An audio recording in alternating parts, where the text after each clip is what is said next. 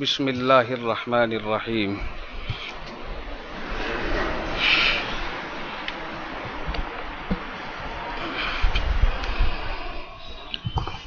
نحمده ونصلي على رسوله الكريم اما بعد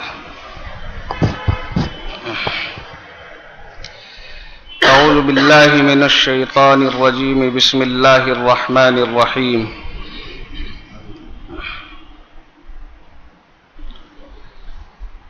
محمد رسول اللہ والذین معه اشداء علی الکفار رحماء بینہم تراہم رکعا سجدا یبتغون فضلا من اللہ ورضوانا سیماہم فی وجوہہم من اثر السجود ذلک مثلہم فی التوراۃ ومثلهم في الإنجيل كزرع أخرج شطأه فآزره فاستغلظ فاستوى على سوقه يعجب الزراع ليغيظ بهم الكفار وعد الله الذين آمنوا وعملوا الصالحات منهم مغفرة وأجرا عظيما صدق الله مولانا العظيم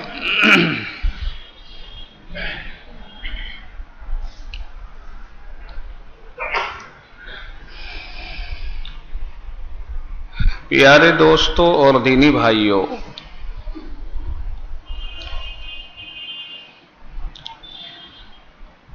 عظمت صحابہ کے سلسلے میں آپ حضرات اس مسجد میں جمع ہوئے ہیں اور شاید یہ تیسرا دن ہے آج اس سلسلے کو چلتے ہوئے، یا یوں کہیے کہ آج آپ بالکل وسط اور بیچ میں ہیں۔ 2 دن اس سے پہلے چلے، 2 دن اس کے بعد چلیں گے۔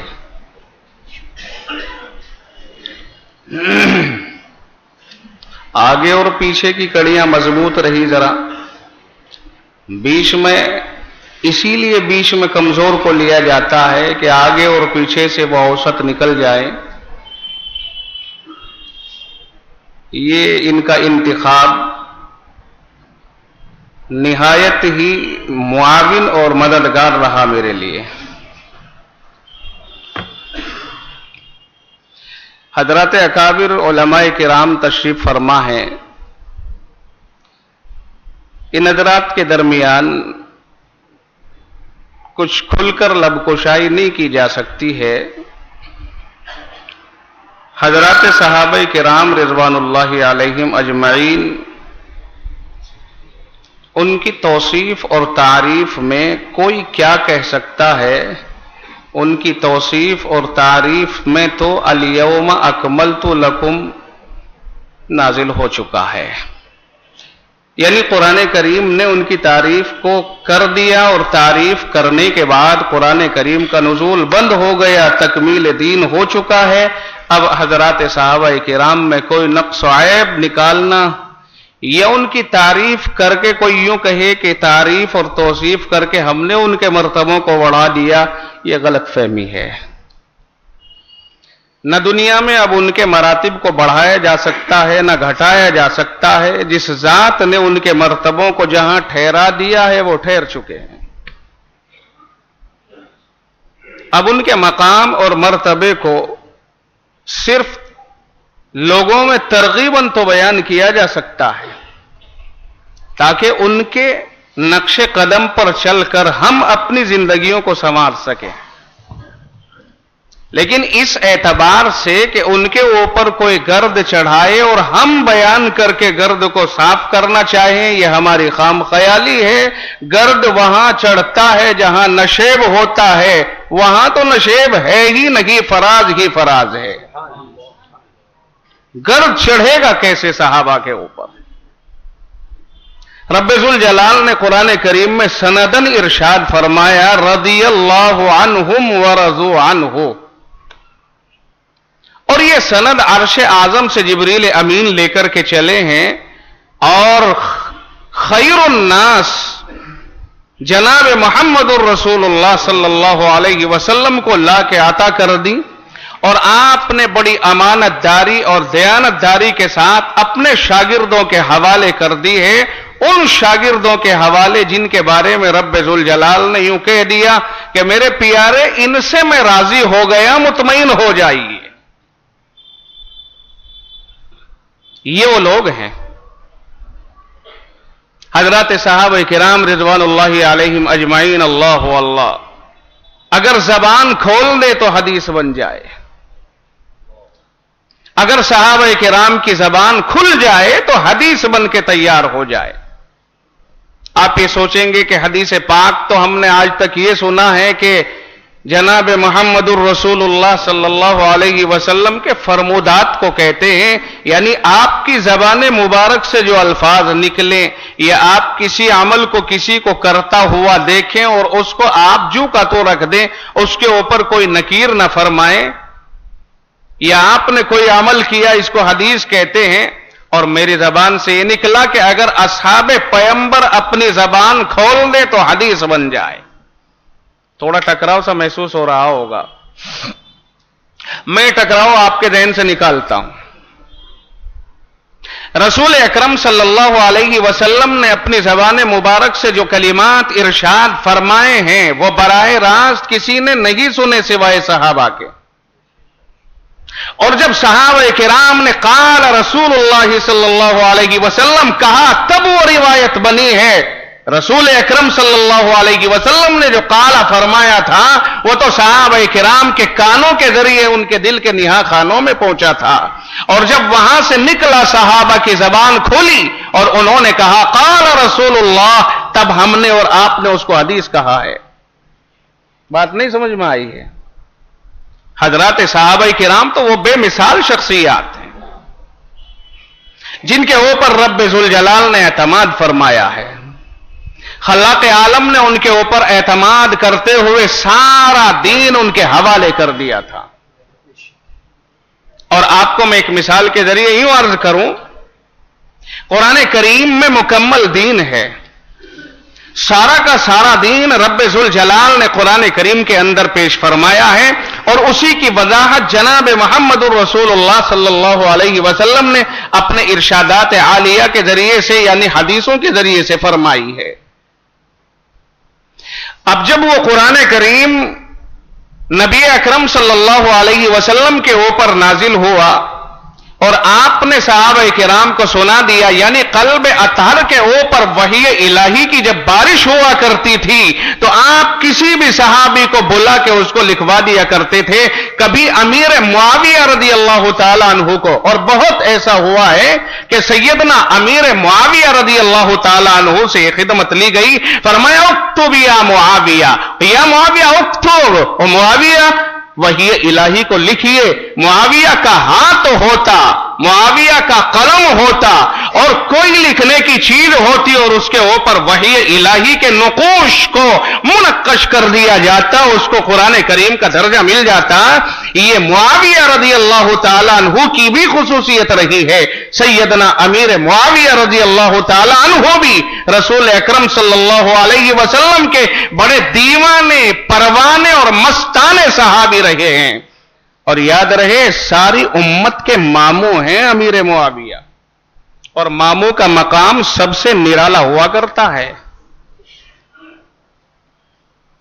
ساری امت کے ماموں ہیں امیر معاویہ، اور آپ جانتے ہیں جب بچہ کسی رشتہ داری میں جانے کی خواہش کرتا ہے تو اس سے اگر آزادی کے ساتھ رائے لی جائے تو ماموں کے یہاں جانا سب سے زیادہ پسند کرتا ہے۔ بہرحال میرا عنوان تو چونکہ دوسرا تھا، سیدنا عثمان غنی رضی اللہ تعالیٰ عنہ، میں آ رہا ہوں ادھر ہی لوٹ کر کے، کسی دوسری طرف نہیں جا رہا ہوں۔ تمام صحابہ اپنے اپنے مقام پر فٹ ہیں، اور ہر ایک اپنی جگہ پر جبل احد پہاڑ ہے۔ جناب محمد الرسول اللہ صلی اللہ علیہ وسلم نے یہ ارشاد فرمایا تھا اصحابی کالنجوم، فرمایا میرے تمام صحابہ نجوم ہدایت ہیں، ستاروں کی طرح سے ہیں، فَبِأَيِّهِمْ اقْتَدَيْتُمْ اِهْتَدَيْتُمْ، ان میں سے جس کا بھی دامن تھام لوگے سیدھے جنت میں چلے جاؤ گے۔ کوئی ایک صحابی بھی ایسا نہیں ہے جو جنت کی راہ سے ہٹا ہوا ہو، اور جس نے کسی ایک کا بھی دامن تھام لیا اس کے پاس اتنا ذخیرہ ہے کہ وہ اس کو جنت میں لے کر کے چلا جائے گا۔ تمام صحابہ عدل و انصاف کے اعلی معیار پر ہیں، تمام صحابہ رشد و ہدایت کے تارے ہیں، جس کا دامن تھام لو اسی سے نجات پا جاؤ۔ ہر صحابی اپنی اپنی جگہ پر آپ ہیں، اور یوں تو تمام صحابہ کی فضیلتیں بکھری پڑی ہیں، مگر ان میں بھی الگ الگ درجے کی چیزیں ہیں، الگ الگ ہیں۔ ان تمام صحابہ میں جب ہم دیکھتے ہیں تو سیدنا عثمان غنی رضی اللہ تعالیٰ عنہ کا مقام بھی ایک مستقل ملتا ہے۔ صدیق اکبر رضی اللہ تعالیٰ عنہ متفق علیہ طور پر اس امت میں انبیاء کرام علیہم الصلاۃ والسلام کے بعد سب سے اونچا مقام رکھتے ہیں۔ اس کے بعد میں سیدنا امیر المؤمنین عمر فاروق رضی اللہ تعالیٰ عنہ کا دوسرا مقام متعین کیا جاتا ہے کہ امیر المؤمنین ابو بکر صدیق رضی اللہ عنہ کے بعد اگر کسی کا درجہ ہے تو وہ حضرت عمر فاروق رضی اللہ تعالیٰ عنہ کا ہے۔ اور تیسرے مقام پر سیدنا عثمان غنی رضی اللہ تعالیٰ عنہ کا مقام ہے، یعنی خلافت راشدہ کا تیسرا تاجدار، اور بنو امیہ کا انتہائی قابل اعتماد سپوت، امت مسلمہ کا رہبر، اور اس امت کا عظیم ترین ہیرو، سخاوت جس کے چاروں طرف گھومتی رہے، حیا جس سے سبق حاصل کرے، گویا کہ حیا اور پاک دامنی کا انتہائی عظیم ترین پیکر، جسے جناب محمد الرسول اللہ صلی اللہ علیہ وسلم نے بھی یہ مقام دیا۔ ایک موقع پر حضرت عائشہ رضی اللہ تعالی عنہ ام المؤمنین، سارے کائنات کے مومنوں کی اماں، خود ارشاد فرماتی ہیں، اور ارشاد فرمانے والی راویہ بھی انتہائی عظمت والی ہے، یعنی نبی سے اتنا قرب رکھنے والی کہ اگر کہیں پیالے یا گلاس یا کسی برتن کے اوپر عائشہ منہ لگا کر کے پانی پیتی ہیں تو نبوت ارشاد فرماتی ہے، عائشہ یہ بتاؤ کہ تم نے کہاں اپنے لبوں کو لگایا تھا تاکہ میں بھی وہیں پر لب لگا کر کے پانی پی سکوں۔ وہ عائشہ جس کے ساتھ اس قدر پیغمبر کو قرب ہے، وہ روایت کو بیان فرماتی ہیں کہ ابا جان ایک دن جناب محمد الرسول اللہ صلی اللہ علیہ وسلم کی خدمت میں حاضر ہوئے، آپ کے پاس آنے کی اجازت چاہی، آپ نے اجازت مرحمت فرما دی۔ آپ کی کیفیت اس وقت یہ ہے کہ آپ آرام فرما ہیں، آپ کے مبارک پیر لمبے ہیں، دراز ہیں، اور ذرا سی ٹخنوں کے اوپر سے آپ کی لنگی اور آپ کا تہمد ہٹا ہوا ہے، سطر ڈھکا ہوا ہے، لیکن آپ کے ٹخنے تھوڑے کھلے ہوئے ہیں، پنڈلی کے اوپر سے تھوڑا سا آپ کا کپڑا اوپر ہے۔ آپ اسی حال میں آرام فرما رہے، آپ نے اپنے پیروں کو سکوڑا نہیں، اپنے کپڑے کو نیچے نہیں کیا، اور صدیق اکبر کو اندر آنے کی اجازت مرحمت فرما دی۔ صدیق آئے اور آ کر کے آقا کے پاس بیٹھ کر محو گفتگو ہو گئے۔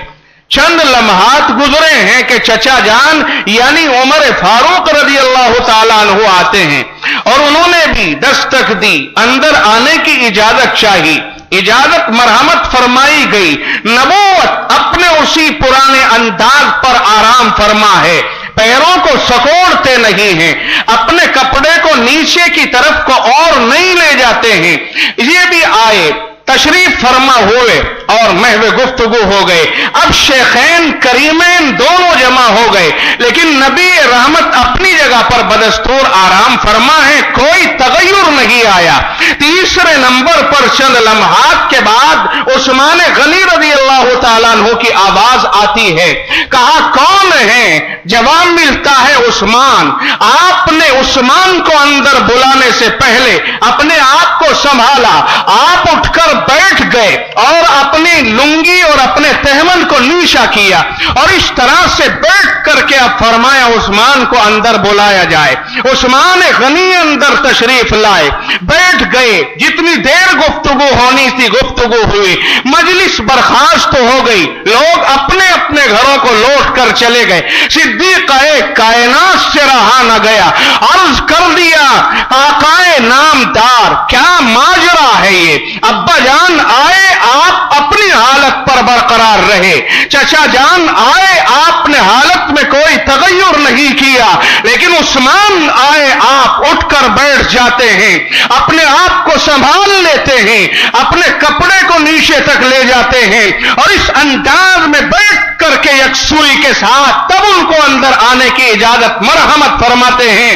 نبی رحمت کی زبان مبارک سے نکلنے والے الفاظ سنیے. ناطق وہی کہتا ہے, وہی کا ناطق بولتا ہے. ارشاد فرماتا ہے عائشہ الا استحیی من رجل, الا استحیی من رجل تستحیی منہ الملائکہ. فرمایا عائشہ کیا میں اس آدمی سے حیا نہ کروں جس سے آسمان کے سارے ہی فرشتے حیا کرتے ہوں؟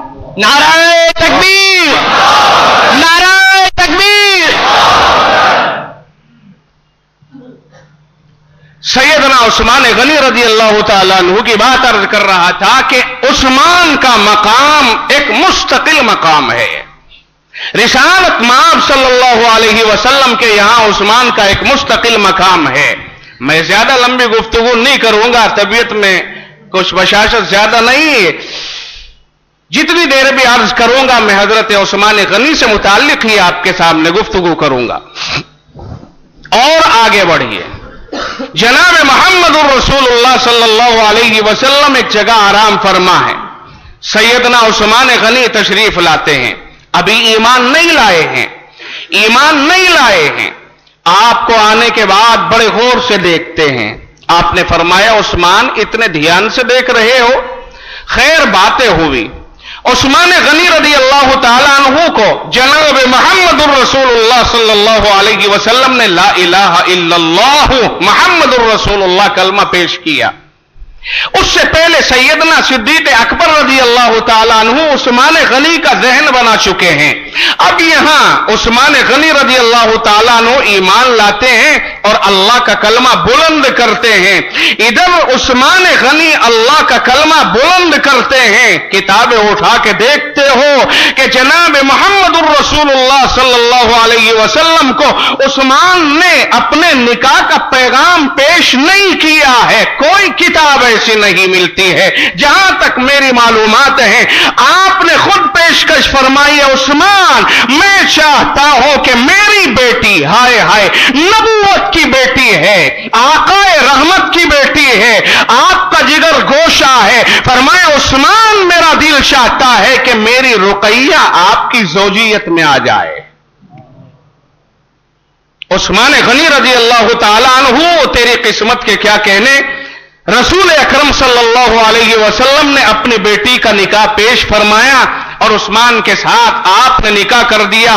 حضرت رقیہ رضی اللہ تعالیٰ عنہا کا نکاح حضرت عثمان غنی رضی اللہ تعالیٰ عنہ سے ہو گیا. ہجرت عثمان غنی رضی اللہ تعالیٰ عنہ مکہ مکرمہ میں ہے. مجبوریاں آئی. ایک عظیم ترین سپوت ہے اور اپنی قوم کا انتہائی عظمت والا انسان ہے. ساری قوم کے اندر بڑی اچھی نگاہ سے دیکھا جانے والا اور دولت کے اعتبار سے یکتا اور منفرد مقام رکھنے والا. لیکن ایمان ایک ایسی چیز ہے کہ جب اس کو اختیار کیا جاتا تھا تو اپنے آپ کو مشقتوں اور مصیبتوں سے روشناس کرایا جاتا تھا. بڑی پریشانیاں آئی, بڑی مصیبتیں آئی. رسول اکرم صلی اللہ علیہ وسلم نے فرمایا عثمان اللہ کی زمین بہت وسیع ہے, اللہ کی زمین بہت وسیع ہے. اپنے ایمان کو بچانے کے لیے آپ مکے کو چھوڑ سکتے ہو. سیدنا عثمان غنی رضی اللہ تعالیٰ عنہ اسلام میں ایک خصوصیت یہ رکھتے ہیں کہ پہلا مہاجر ہے, پہلا مہاجر ہے۔ حضرت ابراہیم علیہ الصلوۃ والسلام اور حضرت لوط علیہ الصلوۃ والسلام کی ہجرت کے بعد یہ پہلا مہاجر ہے کہ جس نے اپنی اہلیہ یعنی اپنے اہل و عیال کے ساتھ میں ہجرت کی ہے۔ نبی رحمت نے خود ارشاد فرمایا کہ عثمان پہلا مہاجر ہے، عثمان پہلا مہاجر ہے حضرت ابراہیم اور حضرت لوط علیہ السلام کے بعد کہ جس نے اپنے اہل خانہ کے ساتھ راہ خدا میں اپنے گھر کو چھوڑا ہے۔ یہ خصوصیت حضرت عثمان غنی رضی اللہ عنہ کے ساتھ ہے۔ یوں تو مہاجرین بہت ہیں اور بعد میں ہجرت کی گئی ہے، لیکن سب سے پہلے اپنے گھر والوں کو لے کر جس نے اسلام کی خاطر اپنے گھر کو عیش و آرام کو قربان کیا ہے وہ صرف عثمان غنی رضی اللہ تعالیٰ عنہ، اس کے علاوہ کوئی دوسرا نہیں ہے۔ سیدنا عثمان غنی اہلیہ محترمہ کو لے کر کے یعنی بنت رسول صلی اللہ علیہ وسلم کو لے کر کے چل جاتے ہیں، حبشہ کی طرف جاتے ہیں۔ کئی اور لوگ ہجرت کر کے جاتے ہیں، حبشہ جا رہے ہیں، ایک ضعیف سے گدھے کے اوپر سوار ہیں۔ کس طرح آقا رحمت صلی اللہ علیہ وسلم کو خبر نہیں مل رہی ہے کہ عثمان کدھر گیا ہے، بیٹی کدھر گئی ہے، کہاں ہجرت ہوئی ہے، کس مقام پر ہیں، کیا امن و امان سے پہنچ گئے کہ نہیں پہنچے ہیں۔ اچانک ایک قریش کی عورت ادھر سے آتی ہے اور نبی رحمت صلی اللہ علیہ وسلم کو آ کے خبر دیتی ہے کہ اللہ کے حبیب، میں نے آپ کے داماد عثمان اور آپ کی بیٹی رقیہ کو فلاں جگہ حبشہ میں دیکھا ہے۔ آپ نے فرمایا خیریت سے دیکھا ہے، کس حال میں دیکھا ہے؟ عرض کیا یا رسول اللہ، ایک کمزور سے گدھے کے اوپر آپ کی بیٹی کو سوار کر رکھا تھا اور گدھے کو پیچھے سے ہکاتے ہوئے لے جا رہے تھے۔ اللہ اکبر۔ آقا نے فرمایا اللہ رحم فرمائے، یہ حضرت ابراہیم اور حضرت لوط کے بعد وہ پہلا مہاجر ہے جس نے اپنے اہل خانہ کے ساتھ راہ خدا میں ہجرت کی ہے۔ عثمان غنی رضی اللہ عنہ جب نبی اکرم صلی اللہ علیہ وسلم کا علم ہو گیا کہ آپ ہجرت کر کے مدینہ منورہ تشریف لے گئے تو حبشہ سے لوٹ کر کے آ گئے، اور غزوہ بدر عثمان غنی رضی اللہ عنہ کی موجودگی میں ہوا ہے۔ ادھر بدر کی تیاری چل رہی ہے۔ کفار مکہ نے چاہا تھا کہ اسلام کی جڑ اکھاڑنے کے لیے ہمیں مال و دولت اکٹھا کرنا ہوگا، اور وہ ملک شام تجارت کرنے کے لیے قافلے کو ابو سفیان کی سرکردگی میں روانہ کر چکے ہیں۔ جناب محمد رسول اللہ صلی اللہ علیہ وسلم کو علم ہو گیا کہ وہ قافلہ جو ملک شام سے ابو سفیان کی سرکردگی میں آ رہا ہے اور اس کی سرپرستی میں آ رہا ہے، وہ اسلام کے خلاف تجارتی نفع اٹھا کر کے آ رہا ہے، اور کفار کا یہ مشورہ ہوا ہے کہ سارا کا سارا مال مسلمانوں کے خلاف استعمال کیا جائے۔ آقا رحمت صلی اللہ علیہ وسلم کو جبریل امین نے آ کر کے حکم دیا کہ آپ ان کا راستہ روکیے۔ بہرحال آپ آگے بڑھے۔ ابو سفیان سمندر کے راستے سے ہوتا ہوا، تاریخ طویل ہے، وہ بچ کر کے نکل گیا۔ ادھر شور ہوا مکے کے اندر کہ مدینے والوں نے ابو سفیان کے قافلے کو روک لیا ہے۔ ادھر سے ابو جہل نے اعلان کر دیا کہ مکے کے جوان اور اکباد مکہ یعنی مکے کے جگر کھڑے ہو جائیں، اور آج ہی ہم یہ فیصلہ کرتے ہیں کہ مدینے کی اینٹ سے اینٹ بجائیں گے اور ہمیشہ کی نیند ان کو سلا کر کے آئیں گے۔ یہ ابو جہل یہاں سے 1000 آدمیوں پر مشتمل نوجوانوں کا لشکر لے کے چلا ہے، اور ادھر جب یہ بچ کر کے نکل گیا تو اس نے خبر بھیجی کہ آپ واپس لوٹ جائیے، ہم سلامتی کے ساتھ واپس آ رہے ہیں۔ لیکن یہ متکبر کہاں لوٹنے والا تھا، اس کی تو قبر ادھر کو لے کر کے آ رہی تھی۔ بہرحال غزوہ بدر پیش آیا۔ بدر کے معرکے میں جس وقت میں بدر کی تیاری ہو رہی ہے، نبی رحمت صلی اللہ علیہ وسلم کا اعلان ہے کہ لوگوں، تمہاری قربانیوں کی اسلام کو ضرورت ہے، اب تم اپنی قربانیوں کو پیش کرو۔ اور لوگ جوق در جوق آگے بڑھ رہے ہیں۔ عین اسی وقت میں حضرت رقیہ رضی اللہ تعالی عنہا بیمار پڑ گئی اور آپ کی بیماری طول پکڑ گئی۔ جناب محمد رسول اللہ صلی اللہ علیہ وسلم عثمان غنی کے پاس تشریف لائے۔ عثمان کو دیکھا کہ آپ زارو قطار رو رہے ہیں، آپ کی آنکھوں سے آنسوؤں کی لڑیاں بن رہی ہیں۔ فرمایا عثمان رو کیوں رہے ہو؟ عرض کیا یا रसूल अल्लाह, ये सारे लोग अपने जौहर दिखाने के लिए राह खुदा में निकल रहे हैं और मैं मजबूर हो रहा हूं, मैं देख रहा हूं कि रुकैया बीमार पड़ी हुई है, मैं चाहता हूं कि मुझे आप इजाजत मरहमत फरमाएं, मैं भी कुछ जौहर दिखाऊं। आपने इरशाद फरमाया, उस्मान रुकैया की तीमारदारी करो।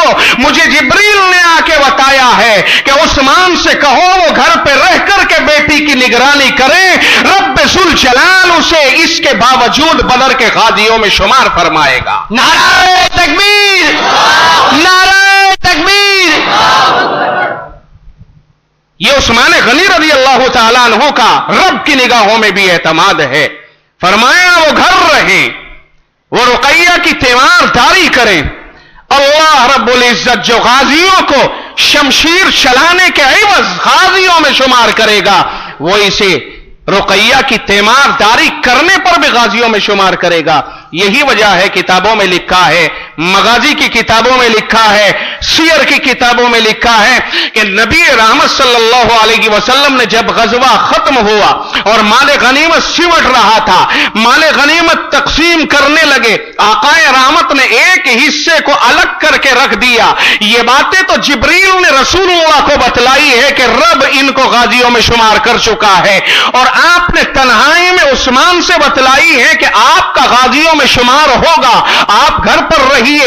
ये किसको पता था कि ये हिस्सा जो मैदान में निकाला जा रहा है, ये हिस्सा किसका है? असहाबे पैगंबर पूछते हैं, या रसूल अल्लाह, ये हिस्सा किसका है जो आपने अलग करके बचा के रखा है?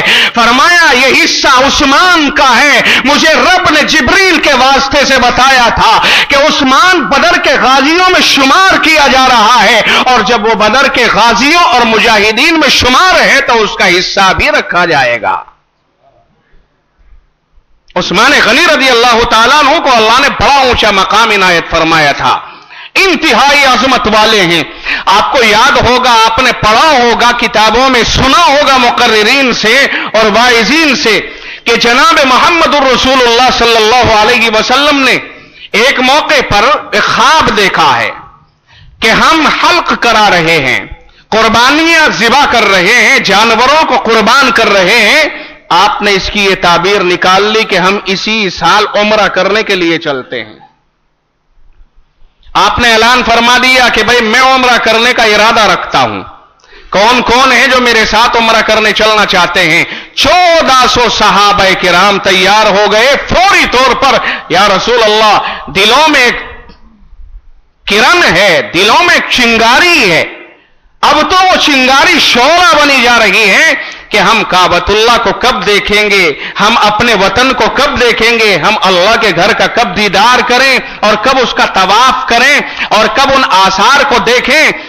अल्लाह के हबीब, हम भी आपके साथ में चलेंगे। 1400 अफराद पर मुश्तमिल ये काफिला तैयार हुआ।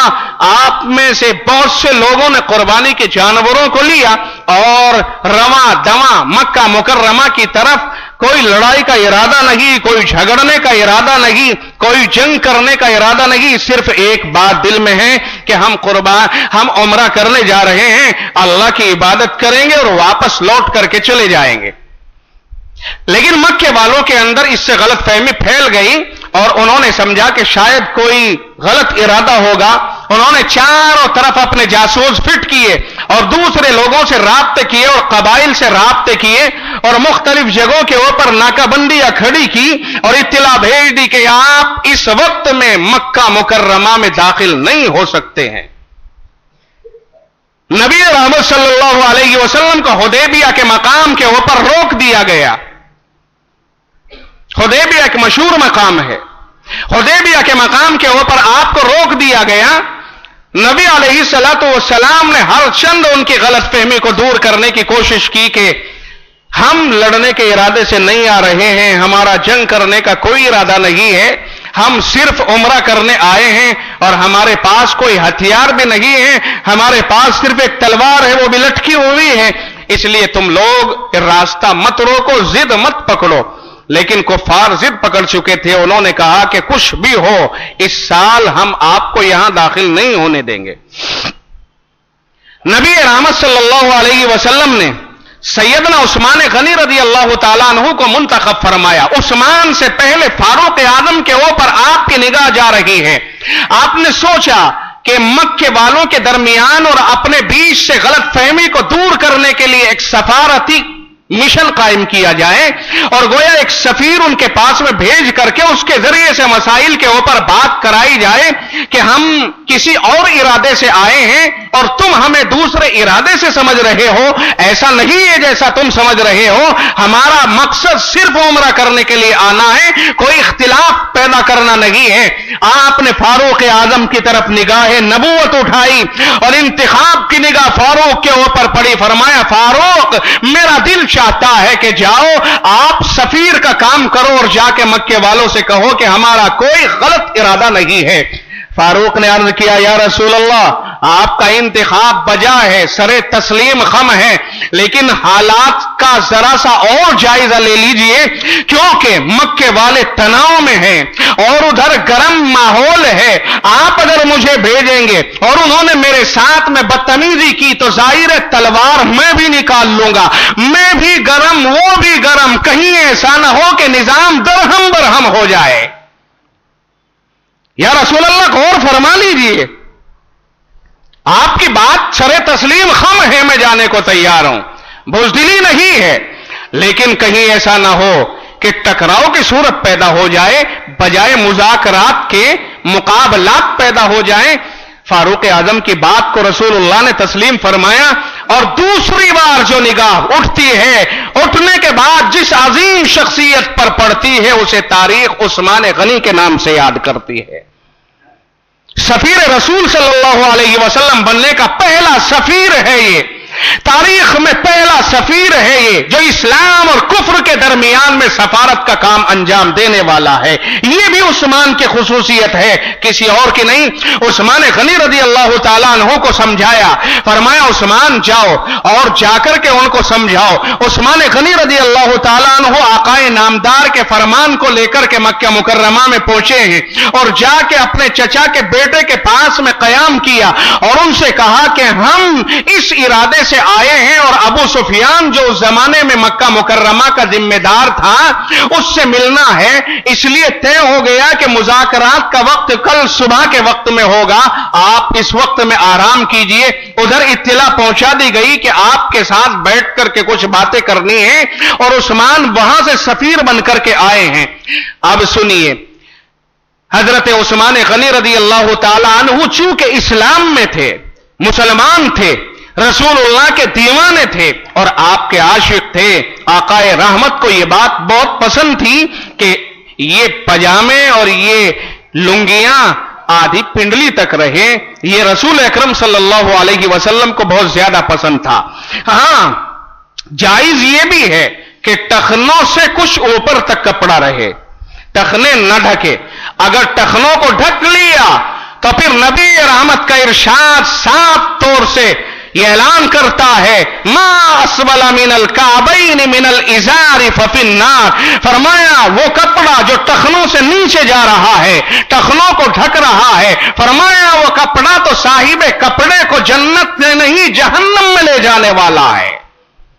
ٹخنوں سے نیچے کپڑے لٹکانے والوں کو یہ سوچنا ہوگا, ایک بار نہیں ہزار بار سوچنا ہوگا کہ کہیں ایسا تو نہیں ہے کہ یہ ہماری لنگیاں, یہ ہمارے پائجامے, یہ ہمارے پینٹ, یہ ہمارے دوسرے انداز کے یہ کپڑے جو ہم نے آج شو کے طور پر استعمال کیے ہوں اور اپنے آپ کو انتہائی معاشرے کے اندر اونچا ثابت کرنے کے لیے استعمال کیے ہوں, یہ ٹخنوں سے نکل نیچے لٹکنے والے کپڑے جو گرد و غبار کے ساتھ میں آلود ہوتے چلے جاتے ہیں اور سڑکوں کے اوپر رگڑ لگاتے ہوئے یا برسات کے موسم میں سنے ہوئے جوتوں سے مس ہوتے ہوئے اور ٹکراتے ہوئے اور گندے اور ناپاک ہوتے ہوئے چلے جاتے ہیں. یہ کون سا فیشن ہے, یہ کون سی عزت کی چیز ہے کہ ایک آدمی پاک کپڑوں کو ناپاک کرتا ہے, صاف کپڑوں کو گندا کرتا ہے, عمدہ کپڑوں کو بیکار کرتا ہے اور پھر کہتا ہے کہ یہ میری شان ہے.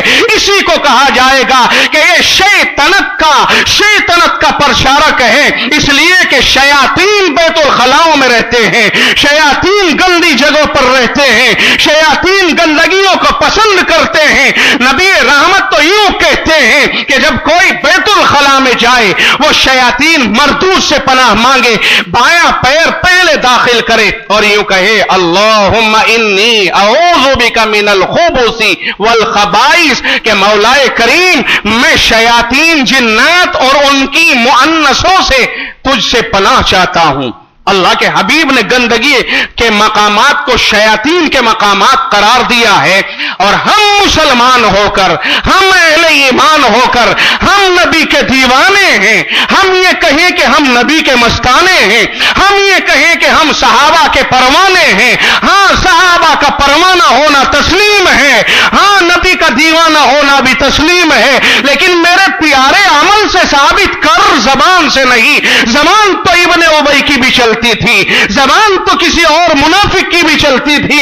اسلام میں زبانی دعووں کا کوئی اعتبار نہیں، وہاں پر تو عمل چاہتا ہے، وہاں عمل چاہیے، وہاں عمل چاہیے، وہاں زبانی دعوے نہیں۔ یہاں یہ نہیں کہ حسن اور حسین کا نام لے کر اپنے آپ کو زد و کوب کر لو، تعلیمات حسین چاہیے، یہ نہیں کہ زبانی دعوے کیے جائیں۔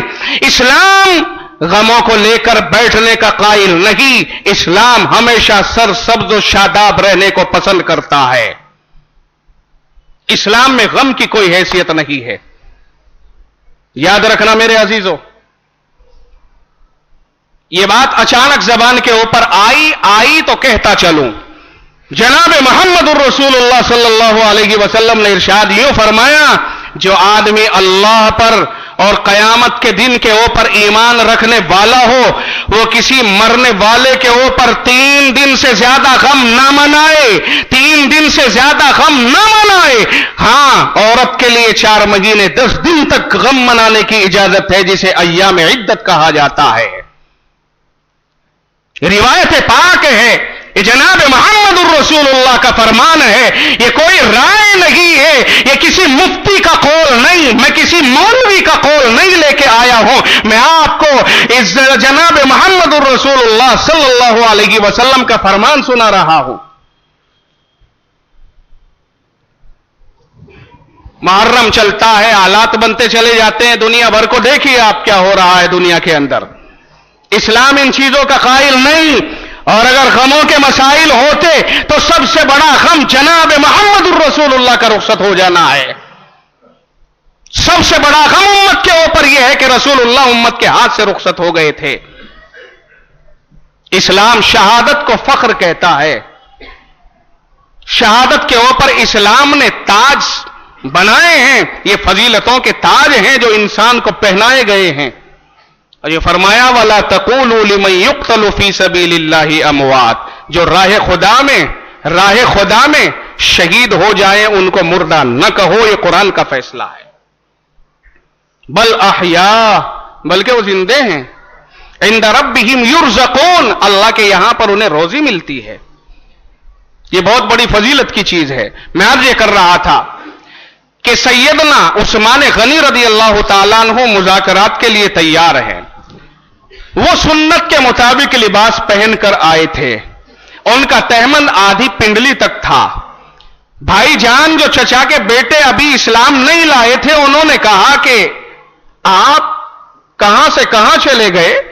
آپ کو معلوم ہونا چاہیے کہ عظمت کا معیار یہ ہے کہ اپنی لنگی کو زمین کے اوپر لٹکایا جائے، اور جب آپ چلے تو زمین پر لنگی گھسٹنی چاہیے۔ یہ عظمت کا معیار ہے۔ جیسے آج کل آپ کسی پینٹ والے سے کہہ کر کے دیکھیے، یہ تو 2000 کی 1500 کی ایک پینٹ خرید کے لایا تھا، اگر اس سے کہو کہ ٹخنوں سے اوپر رکھ تو بھائی صاحب یہ ہو سکتا ہے کہ اس کا اٹیک ہو جائے اور کسی ڈاکٹر کے مزے آ جائیں، یہ ہو سکتا ہے۔ آپ اگر زیادہ مجبور کریں گے تو دل پر چوٹ لگ سکتی ہے، لیکن اپنی پینٹ کو ٹخنوں سے اوپر رکھ کر کے کوئی دیوانہ عید منا کے دکھائے تو ہم جانیں۔ کیا ہے کوئی ایسا جو سنت رسول کو پسند کرتا ہو؟ ہاتھ اٹھا کے ذرا بتلانا۔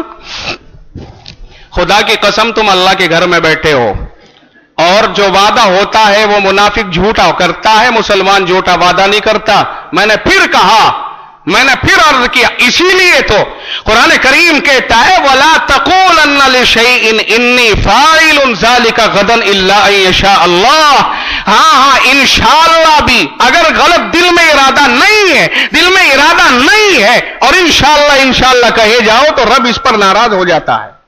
رب کہتا ہے اگر ارادہ ہے کچھ کرنے کا تب انشاءاللہ کہو کہ ہاں انشاءاللہ میں کروں گا، اور اگر ارادہ ہی نہیں تو سامنے والے کو انشاءاللہ کہہ کے گویا جھوٹ بول کر کے مطمئن کیا، اور اللہ کے اس کلام کو جو سچائی کے موقع پر استعمال ہونا تھا غلط موقع پر استعمال کرے، اللہ کی ناراضگی بھی لی. طے کرو کہ ہم کچھ بھی ہو یہ دنیا کتنے دن کے لیے ہے، یہاں ہمیں کتنے دن رہنا ہے، ہمیں طے یہ کرنا ہے کہ انشاءاللہ العزیز اگر کچھ بھی نہیں ہے تو ہم اپنے ٹخنوں کو آج کے بعد سے کھول کر رکھیں گے، ورنہ حدیث پاک نسائی شریف کی روایت ہے آقا نے ارشاد فرمایا ما اسبلا، حضرت والا تشریف فرمائے، بڑے عالم ہیں، بڑے عالم تشریف فرمائے، نسائی شریف کی روایت ہے آقا نے فرمایا ما اسبل من الکعبین من الازار ففی النار، ٹخنوں سے نیچے جو کپڑا لے جائے گا وہ دوزخ میں جائے گا. دوزخ اتنی کوئی آرام کی چیز تو ہے نہیں، وہ تو سیدنا خلیل اللہ کے لیے اللہ نے گل گلزار بنایا تھا اس کو، آگ کو، باقی کسی اور کے لیے تھوڑا ہی کہ دوزخ میں کوئی گدے لگے ہوئے ہیں جا کے آرام سے سو جائیں گے. یہ میرے عزیزو اپنے عمل سے اپنے آپ کو بدلیں، اپنے عمل سے اپنے اندر انقلاب پیدا کریں اور یہ ظاہر کریں کہ ہم نے کچھ سنا ہے. اجلاس کا فائدہ اسی وقت حاصل ہو سکتا ہے جب ہم یہ سوچ لیں کہ کوئی ایک بات بھی اگر ہم نے عمل کے اندر رکھ لی تو سمجھ سکتے ہیں کہ ہاں کچھ ایک بات کی وجہ سے بھی اجلاس کامیاب ہے، ورنہ پھر یہ رسم ہے کہ صاحب 15 واڑہ وہاں ہے اور 8 واڑہ وہاں ہے اور 1 اشرہ وہاں ہے. یہ جب کامیاب ہو سکتا ہے جب عمل کی نیت کریں، اور اگر عمل کی نیت نہیں ہے تو میرے عزیزوں پھر کوئی فائدہ نہیں. عمل کی نیت کرو. عثمان غنی رضی اللہ عنہ سبق دے رہے ہیں، یہ تو میں نے درمیان میں ایک روایت آئی اس کو سنایا. عثمان کہتے ہیں جب چچا کے بیٹے نے یوں کہا عثمان تمہارا کیا حال ہو گیا، تمہیں تو بود و باش کا سلیقہ بھی نہیں رہا اور تمہیں تو یہ بھی پتہ نہیں چل رہا ہے کہ چودراہٹ کس چیز میں ہے، بڑائی کس چیز میں ہے. مذاکرات میں جان اس وقت پڑے گی جب آپ اپنی اس لنگی اور اس تہمند کو اتنے نیچے تک کر لیں گے کہ زمین کے اوپر کم سے کم ایک بالشت لٹکتا ہوا چلے تو سمجھا جائے گا کہ کوئی آ رہا ہے، کوئی آ رہا ہے. عثمان غنی رضی اللہ تعالیٰ عنہ نے ایک تاریخی جواب دیا اور آنکھیں کھول دینے والا جواب ارشاد فرمایا، اور یہ فرمایا لا لا نہیں میرے بھائی، نہیں یہ نہیں ہو سکتا ہے. لا ہاں کذا ازار صاحبنا صلی اللہ علیہ وسلم، نہیں یہ ہو ہی نہیں سکتا، اس لیے کہ اسی طرح سے ہمارے صاحب اور ہمارے سرپرست جناب محمد الرسول اللہ صلی اللہ علیہ وسلم کا لباس ہے اور ہم اپنے آقا کے لباس کے خلاف قتل نہیں کر سکتے. عثمان غنی نے فرمایا مذاکرات جائے بھاڑ میں، ہم رسول اللہ کی خلاف ورزی نہیں کر سکتے ہیں. مذاکرات کس چیز کا نام ہے؟ آقائے نامدار کا یہ عمل ہم نے دیکھا ہے. ہم اپنے حبیب کے خلاف کوئی عمل کرنے کو تیار نہیں ہیں. آپ کا مشورہ اپنی جگہ پر، لیکن ہم وہ کریں گے جو ہمارے حبیب صلی اللہ علیہ وسلم کیا کرتے ہیں. اسی ضمن میں آپ کو ایک بات اور سناتا چلو.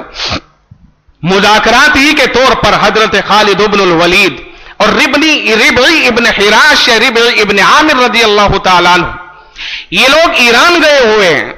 وہاں پر دسترخوان لگایا گیا اور دسترخوان لگنے کے بعد جب کھانا کھا رہے ہیں تو آقا نامدار کی سنت یہ ہے کہ چھوٹے لقمے بنا کر کے کھایا جائے، اور اگر دسترخوان کے اوپر کوئی چیز گر جائے کھانے کی اس کو اٹھا کر کے کھاؤ. یہ نہیں کہ وہ دسترخوان کے اوپر پڑی رہے اور وہ سفرہ اور وہ دسترخوان لپیٹ کر کے کوڑا دان کے اندر ڈال دیا جائے.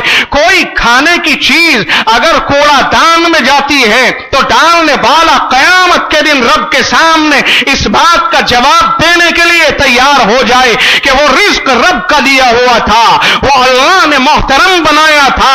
اور یاد رکھنا رزق محتاج الہ ہوتا ہے، انسان محتاج ہوتا ہے، اور علماء جانتے ہیں کہ محتاج الہ مقدم ہوتا ہے محتاج سے، محتاج الہ طاقتور ہوتا ہے محتاج سے. آدمی محتاج ہے کھانے کا، اور کھانا آدمی کا محتاج نہیں ہے. لہذا ادب کھانے کے اوپر نہیں ہے بلکہ انسان کے اوپر ہے کہ وہ کھانے کا ادب و احترام کرے. ہمارے معاشرے کے اندر تو بڑی عجیب و غریب باتیں ہیں. جتنا جو نکلتا ہوا ابھرتا ہوا اور اللہ کی نعمتوں سے زیادہ فائدہ اٹھاتا ہے، بڑی ناقدریاں بھی وہی کرتا ہے. دولت مندوں کے ٹھانٹ دیکھو، بڑے بڑے ہال بک کریں گے شادیوں کے موقع پر، اور ان میں کھانوں کے انبار لگائیں گے اور لوگوں میں کوالٹی ظاہر کریں گے کہ صاحب کھانا تو بڑے دور کی بات، میں نے گننے کی کوشش کی اور ادھر سے چلا ادھر تک چلا گیا، راستے میں بھول گیا کتنے کھانے بنائے ہیں اور کتنی کوالٹیاں ہیں اس قدر کھانا. لیکن کیا آپ نے نہیں دیکھا ہے کہ انسان کے بارے میں رب کہتا ہے وَلَقَدْ كَرَّمْنَا بَنِي آدَمَ، ہم نے انسان کو مکرم بنایا، محترم بنایا، اس کا اکرام یوں کرایا کہ تمام معصوم فرشتوں کو اس کے سامنے سجدہ کرنے پر مجبور کر دیا، اس لیے کہ انسان مکرم ہے، اس کے پاس علم کی دولت ہے، اس دولت کی بنیاد پر اس کا اعزاز بڑھایا، اسے اشرف المخلوقات بنایا. اور اشرف المخلوقات ہو جانے کے بعد پھر اس کا عمل دیکھیے کہ ایک ہاتھ میں تسبیح بھی ہے، ابھی عشاء کی نماز پڑھ کر بھی گیا ہے اور نمازی بھی کہلاتا ہے، لیکن اس حال میں دعوت کھانے کے لیے جاتا ہے جہاں بیٹھنے کا کوئی انتظام نہیں ہے. یہ اشرف المخلوقات نہیں ہے، اب یہ تو ارذل المخلوقات کا رول ادا کر رہا ہے. میں اگر برا نہ مانے تو یوں کہہ سکتا ہوں کہ ایک طرف کوئی گدھا کھاتا ہے کھڑے ہو کر کے، یہ انسان اگر کھڑے ہو کر کے کھاتا ہے تو گدھے اور انسان میں کھانا کھانے کے وقت میں کیا فرق رہا؟ وہ مکلف نہیں ہے کھڑا ہو کر کھائے تو پکڑ نہیں ہے، یہ مکلف ہے کھڑا ہو کر کھائے تو پکڑ ہے. پھر کیا گدھے سے بدتر عمل نہیں کر رہا ہے؟ بلکہ گدھے کے عمل کو بدتر نہیں کہا جائے گا کیونکہ وہ تو مکلف ہی نہیں ہے. اور ہم نے کھڑے ہو کر کے کھانا کھایا، کیا یہ ہماری شان تھی؟ کیا یہی مسلمانوں کا کام ہے؟ لوگ فٹ پاتھ کے اوپر پڑے ہوئے ہیں، کھانے کے لیے ایک روٹی ان کے ہاتھ کے اوپر نہیں آتی ہے. میں نے مراد آباد میں ریلوے اسٹیشن کے سامنے دیکھا، کئی ہوٹل ہیں بالکل آمنے سامنے، اور وہاں پر سینکڑوں ایسے مانگنے والے بھیکاری جو روٹیاں مانگتے ہیں ہوٹل والوں سے، اور کچھ امیر لوگ ہوٹل والوں کو پیسے دے دیتے ہیں کہ صاحب غریبوں کو بانٹ دو، اور ایک ایک دو دو روٹی لے کر اللہ کا نام لے کر بڑے انتہائی محتاج بن کر کے اس کو کھاتے ہیں. کتنے لوگ ہیں جو مانگتے پھرتے ہیں، جب مانگنے کے لیے کوئی آتا ہے تو کبھی کبھی کسی امیر کو دیکھا گیا ہے بابا معاف کرو. ارے بھائی اگر رب بھی تجھے اسی طرح سے کر دے گا تو کہاں جائے گا؟ خزانے پہ بیٹھا ہے، غلے پہ بیٹھا ہے، وہ مانگنے آیا، اپنی آبرو کو تیرے سامنے پیش کر دیا، ہاتھ پھیلا کے کہتا ہے بابو جی. آپ کو بابو جی کہا، آپ کو سیٹھ جی کہا، آپ کو شرم نہیں آئی؟ اس نے آپ کو سیٹھ کہا جبکہ جس دن وہ اپنی ماں کے پیٹ سے نکل رہا تھا جیسا وہ تھا ویسا ہی تو بھی تھا. تو سیٹھ بن کر کے ماں کے پیٹ سے نہیں آیا تھا، ننگا آیا تھا، وہ بھی ننگا آیا. آج تجھے اللہ نے 2 پیسے دیے، وہ تجھے سیٹھ کہتا ہے اور تو کہتا ہے بابا معاف کرو آگے جاؤ. خدا کے خوف سے ہمیشہ لرزتے رہنا چاہیے آدمی کو. معلوم نہیں وہ کب چھین لے. جو دینے پہ قادر ہے وہ لینے پہ اس سے زیادہ قادر ہے. اس لیے میرے عزیزوں ان چیزوں میں تبدیلیاں لاؤ. یہ شادیاں اور بیاہوں کے حالات جو بنتے ہیں ان میں تبدیلیاں لاؤ، ان میں چینجنگ کرو. یہ ضیاع ہوتا ہے، کس قدر کھانا ہے جو برباد ہو رہا ہے وہ سب کی آنکھوں کے سامنے ہے. تبدیلیاں لاؤ. میں عرض کر رہا تھا کہ عثمان غنی رضی اللہ تعالیٰ عنہ آگے بڑھتے ہیں، فرمایا ناداب. ہاں دسترخوان کے اوپر خالد ابن الولید ابن عامر ہیں. روٹی کا ٹکڑا تھوڑا گر گیا، حضرت خالد ابن الولید نے اٹھایا اور اس کو منہ میں ڈالا برابر والے نے ذرا ہاتھ سے اشارہ کیا کہ یہ دسترخوان ان لوگوں کا ہے، یہ لوگ تو بڑے اونچے خیال کے روشن خیال سمجھے جاتے ہیں، اور آپ اگر کھانا اس طرح کھاؤ گے، لقمہ گرا ہوا اٹھا کے کھاؤ گے تو یہ سمجھیں گے کہ ان کو تو کبھی کھانے کو ملتا ہی نہیں دیکھتا شاید۔ تو جانتے ہو کیا جواب ارشاد فرمایا تھا؟ آپ نے ارشاد فرمایا کہ توجہ رہے، آپ نے ارشاد فرمایا کہ اترک سنت رسول اللہ لہؤلاء الحمقاء، فرمائیں ان پاگلوں کی وجہ سے میں اپنے حبیب کو کی سنت کو ترک کر دوں، میں اپنے محبوب کی سنت کو چھوڑ دوں، ان بے وقوفوں کی وجہ سے؟ یہ میرے حبیب کی سنت ہے۔ بارہا رسول اکرم صلی اللہ علیہ وسلم نے لقمہ اگر دسترخوان پر کوئی کھانے کی چیز رہی، آپ نے اس کو اٹھا کے کھایا، اور جب آقا رحمت کا یہ معمول ہے تو ہماری اور آپ کی عزت زیادہ بڑی ہے کہ رسول رحمت کی؟ انسان بڑا اسی وقت ہو سکتا ہے جب وہ رسول اللہ کی تابع داری کرے گا، اور اگر تابع داری نہ کرے تو میرے بھائیوں پھر وہ کسی مد کا نہیں ہے۔ آدمی تابع دار بن کے جیے، آقا کی سنتوں کے اوپر ایک ایک قدم پھونک کر کے رکھے، کوشش یہ کرے کہ یہاں بھی رسول اللہ کی تابع داری ہو جائے، اور یہاں بھی، اور قرآن کریم اس میں آپ کو بہت سہولت دیتا ہے۔ اللہ یہ فرماتا ہے فاتقوا اللہ ما استطعتم، ارے بھائی جتنا ہو سکے کم از کم اتنا تو اللہ سے ڈرو، جتنا ہو سکے اتنا تو اللہ سے ڈرو۔ کون یہ کہتا ہے کہ آپ صدیق اکبر جیسا ایمان بنا سکتے ہو یا ان جیسا مقام پا سکتے ہو؟ یہ تو ممکن نہیں، لیکن کم از کم جتنا ہو سکتا ہے اتنا تو آدمی آگے کو بڑھنے کی کوشش کرے۔ سیدنا عثمان غنی رضی اللہ عنہ نے فرمایا یہ نہیں ہو سکتا ہے، میں اپنے حبیب کو اسی طرح سے دیکھا ہے، میں اپنا اظہار اس سے نیچے نہیں لا سکتا ہوں، مذاکرات ہوتے ہیں۔ عثمان غنی رضی اللہ تعالیٰ عنہ نے بیٹھ کر کے سب سے پہلے یہی کہا حمد و ثنا کے بعد کہ ہم رسول اکرم صلی اللہ علیہ وسلم کی طرف سے سفیر بن کے آئے، آقا نامدار کا کوئی اور مقصد نہیں ہے، صرف آپ عمرہ کرنے کے لیے تشریف لائے ہیں، عمرہ کر کے واپس چلے جائیں گے، آپ لوگ غلط فہمیاں اپنے ذہن سے نکال دو، ایسا کچھ نہیں ہے جیسا تمہیں بتایا گیا ہوگا یا جیسا تمہارے ذہن کے اندر آ رہا ہے۔ لوگوں نے منع کر دیا کلیئر کہ بالکل یہ نہیں ہو سکتا ہے، اب تو انا کی بات آ گئی، اگر ہم اجازت دیتے ہیں تو ہماری بات چھوٹی ہو جائے گی اور ہم اپنی بات کو چھوٹا نہیں ہونے دیں گے۔ ہاں عثمان، تمہارے لیے یہ بیت اللہ ہے، سامنے ہے، اجازت ہے، تم طواف کرو، تم فائدہ اٹھاؤ، تم سعی کرو، تم عمرہ کرو، یہ تمہیں اختیار ہے۔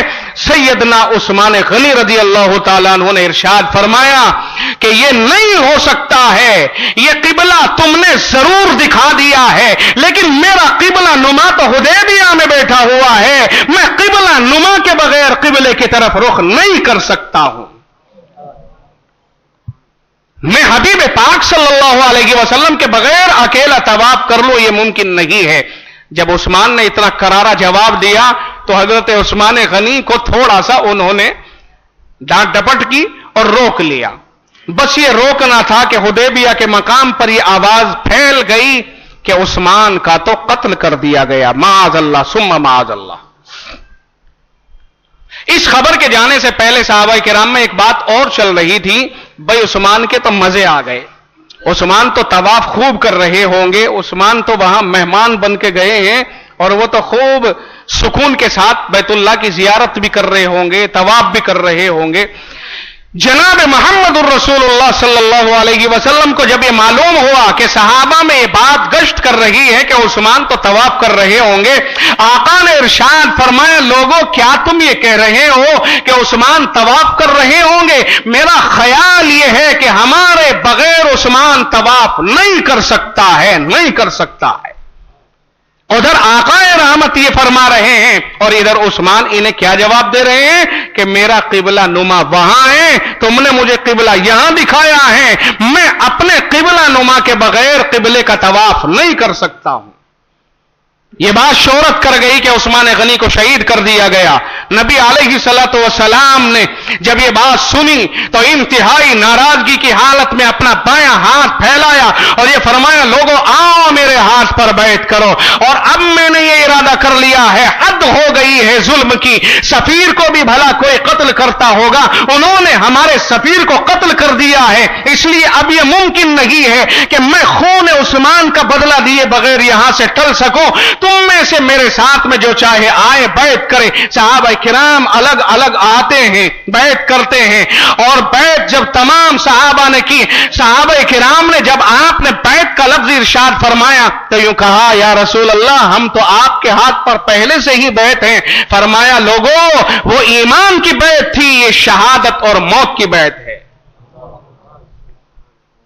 بیعت ہوتے ہیں تمام صحابہ، 1400 صحابہ، ایک کیکر کا درخت ہے، اس درخت کے نیچے آپ تشریف فرما ہے، آپ کے ہاتھ پر بیعت ہوتی ہے، کس بات کے اوپر؟ مرنے اور مارنے کے اوپر، کہ جنہوں نے عثمان کو شہید کیا ہے ہم ان سے بدلہ لیں گے اور خون عثمان کو رائے گا نہیں جانے دیں گے۔ آقا رحمت نے ہاتھ پھیلا کے بیعت لی، جب سب سے بیعت لے لی گئی، اخیر میں آپ نے اپنا داہنا ہاتھ اپنے ہاتھ کے اوپر یوں رکھتے ہوئے ارشاد فرمایا یہ ہاتھ عثمان کی طرف سے بیعت کر رہا ہے، اپنے داہنے ہاتھ کو عثمان غنی کا ہاتھ قرار دیتے ہوئے ارشاد فرمایا یہ عثمان کا ہاتھ ہے۔ ہائے ہائے، رب ذوالجلال نے بھی تو عرش اعظم سے جبریل کو بھیج دیا، اور اسی کے ساتھ ساتھ اللہ رب العزت نے سب کے اوپر فرمایا ید اللہ فوق ایدیہم، عثمان غنی کا ہاتھ جس ہاتھ کو قرار دیا رب ذوالجلال نے عثمان کا ہاتھ اپنے ہاتھ کو قرار دیا، فرمایا ید اللہ فوق ایدیہم۔ علماء بیان فرماتے ہیں کہ اللہ کی تائید ہے ان کے اوپر، لیکن بہت لطافت کے ساتھ یہ نکالا جاتا ہے کہ اللہ نے فرمایا ید اللہ فوق ایدیہم، یعنی ان سب کے اوپر اللہ کا ہاتھ، جیسے رسول اللہ نے فرمایا ہے کہ یہ عثمان کا ہاتھ ہے، رب نے فرمایا سب سے اوپر عثمان کا ہاتھ ہے، اور وہ اللہ کی تائید تھی۔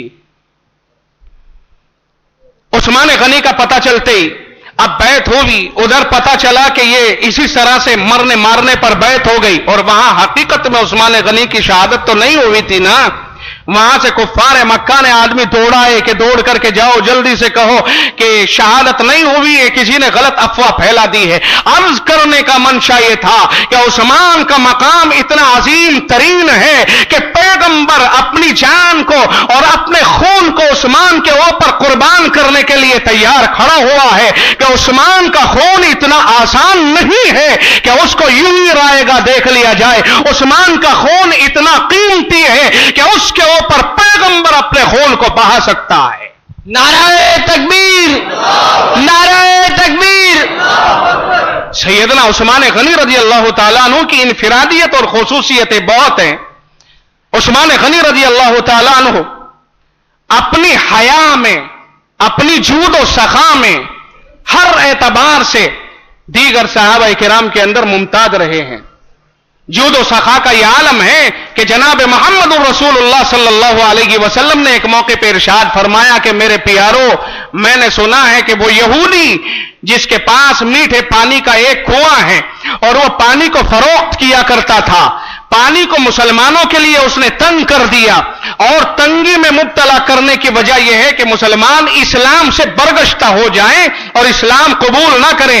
اب میں نے یہ سنا ہے کہ وہ کنویں کو آدھا بیچ رہا ہے، اور میں یہ سن کر کے اس بات کو چاہتا ہوں کہ کون ہے جو اس کنویں کی خریداری کے لیے چندہ دے۔ جی ہاں، رسول اکرم صلی اللہ علیہ وسلم نے چندہ کیا ہے، اور ایک بار نہیں بہت بار کیا ہے۔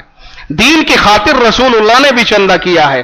اب تو یہ ہوتا ہے کہ اگر تقریر کر دی زکوٰۃ کے اوپر، مسائل صاف بیان کر دی، اور اخیر میں کہہ دیا کہ بھائی ایک بہت بڑا ادارہ ہے، ذرا خیال رکھیو کہ لے مول صاحب نے جو مسئلے مسائل بتائے ہیں، مسئلے کچھ نہ، اس کا مقصد تو رسید کاٹنا تھا۔ رسول اکرم صلی اللہ علیہ وسلم نے چندے کا اعلان فرمایا، اور یہ ارشاد فرمایا نبی رحمت نے کہ لوگوں، یہودی اپنا آدھا کنواں بیچ رہا ہے، کون ہے جو مجھے اس کنویں کی قیمت میں تعاون کرے، اور میں نبی برحق اس کے لیے یہ اعلان کرتا ہوں کہ قیامت کے دن اس کو اللہ سے جنت بھی دلواؤں گا اور حوض کوثر سے اپنے ہاتھ سے اسے پانی بھی پلاؤں گا۔ نبی رحمت صلی اللہ علیہ وسلم نے یہ اعلان فرما دیا۔ عثمان غنی رضی اللہ تعالیٰ عنہ مجلس کے اندر موجود ہیں، ابھی کوئی نہیں بولتا۔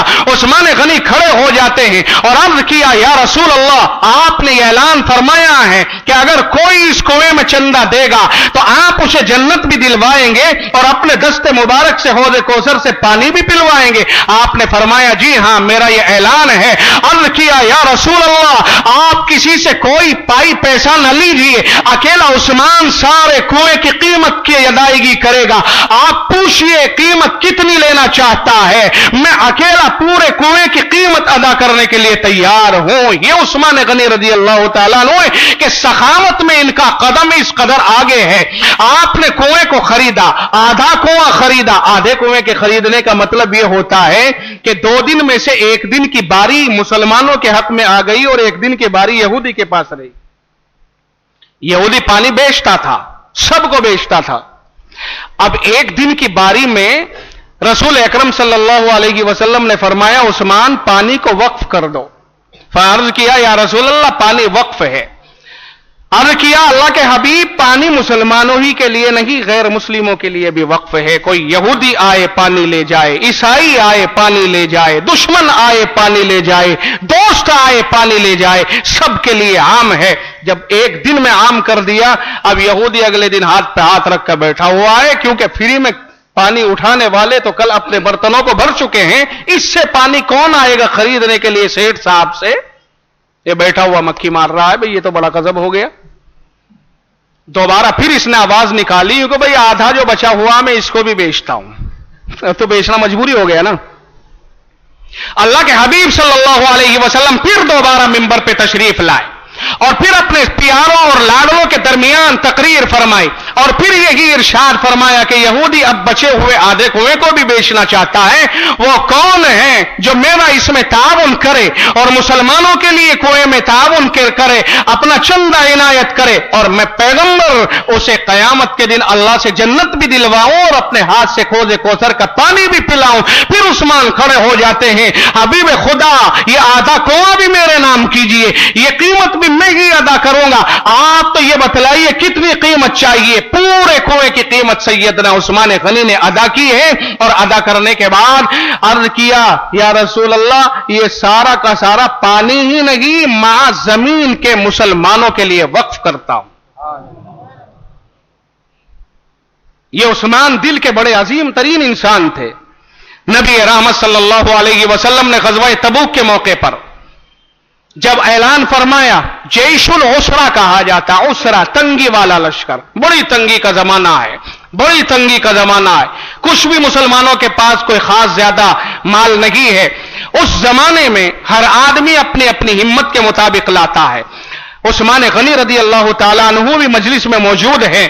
آقا رحمت نے ارشاد فرمایا، کون ہے جو اس لشکر کے لیے انتظام کرے؟ اللہ کی راہ میں جو لشکر تبوک میں لڑنے کے لیے جانا چاہتا ہے، وہ کون ہے جو اس میں انتظام کرے؟ میں خدا کا نبی قیامت کے دن اسے جنت بھی دلواؤں گا، حوض کوثر سے پانی بھی پلاؤں گا۔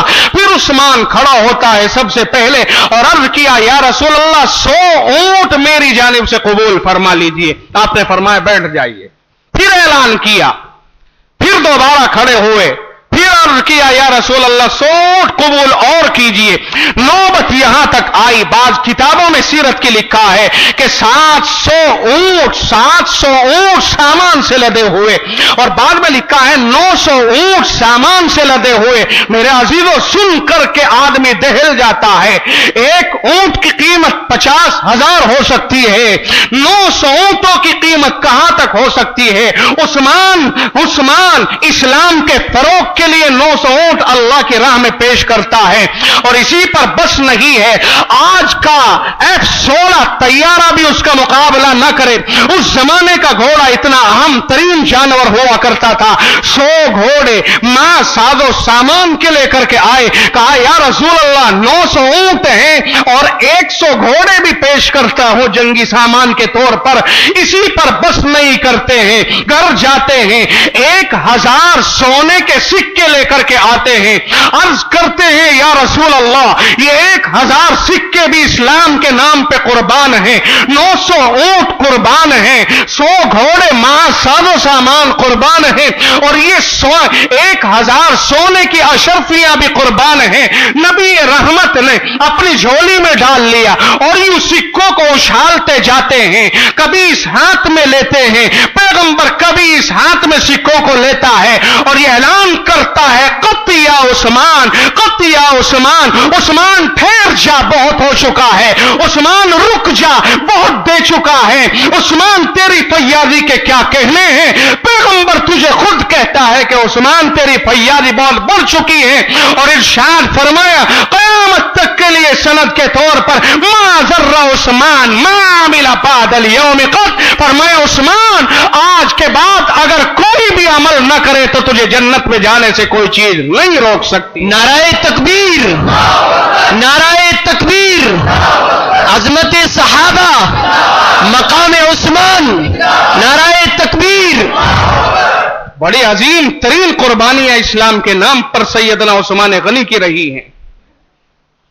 इस्लाम में अगर आप गौर करें और तारीख को आप पढ़ करके देखें और ईमानदारी से पढ़ करके देखें, शोहरतों में न जाएं, ईमानदाराना तौर पर अगर जायजा लें, मैं रब की कसम खा के कहता हूं, काबे का रब गवाह है, तारीख कहेगी आपको कि उस्मान से ज्यादा माली कुर्बानी किसी दूसरे की इस्लाम में नहीं मिलती है।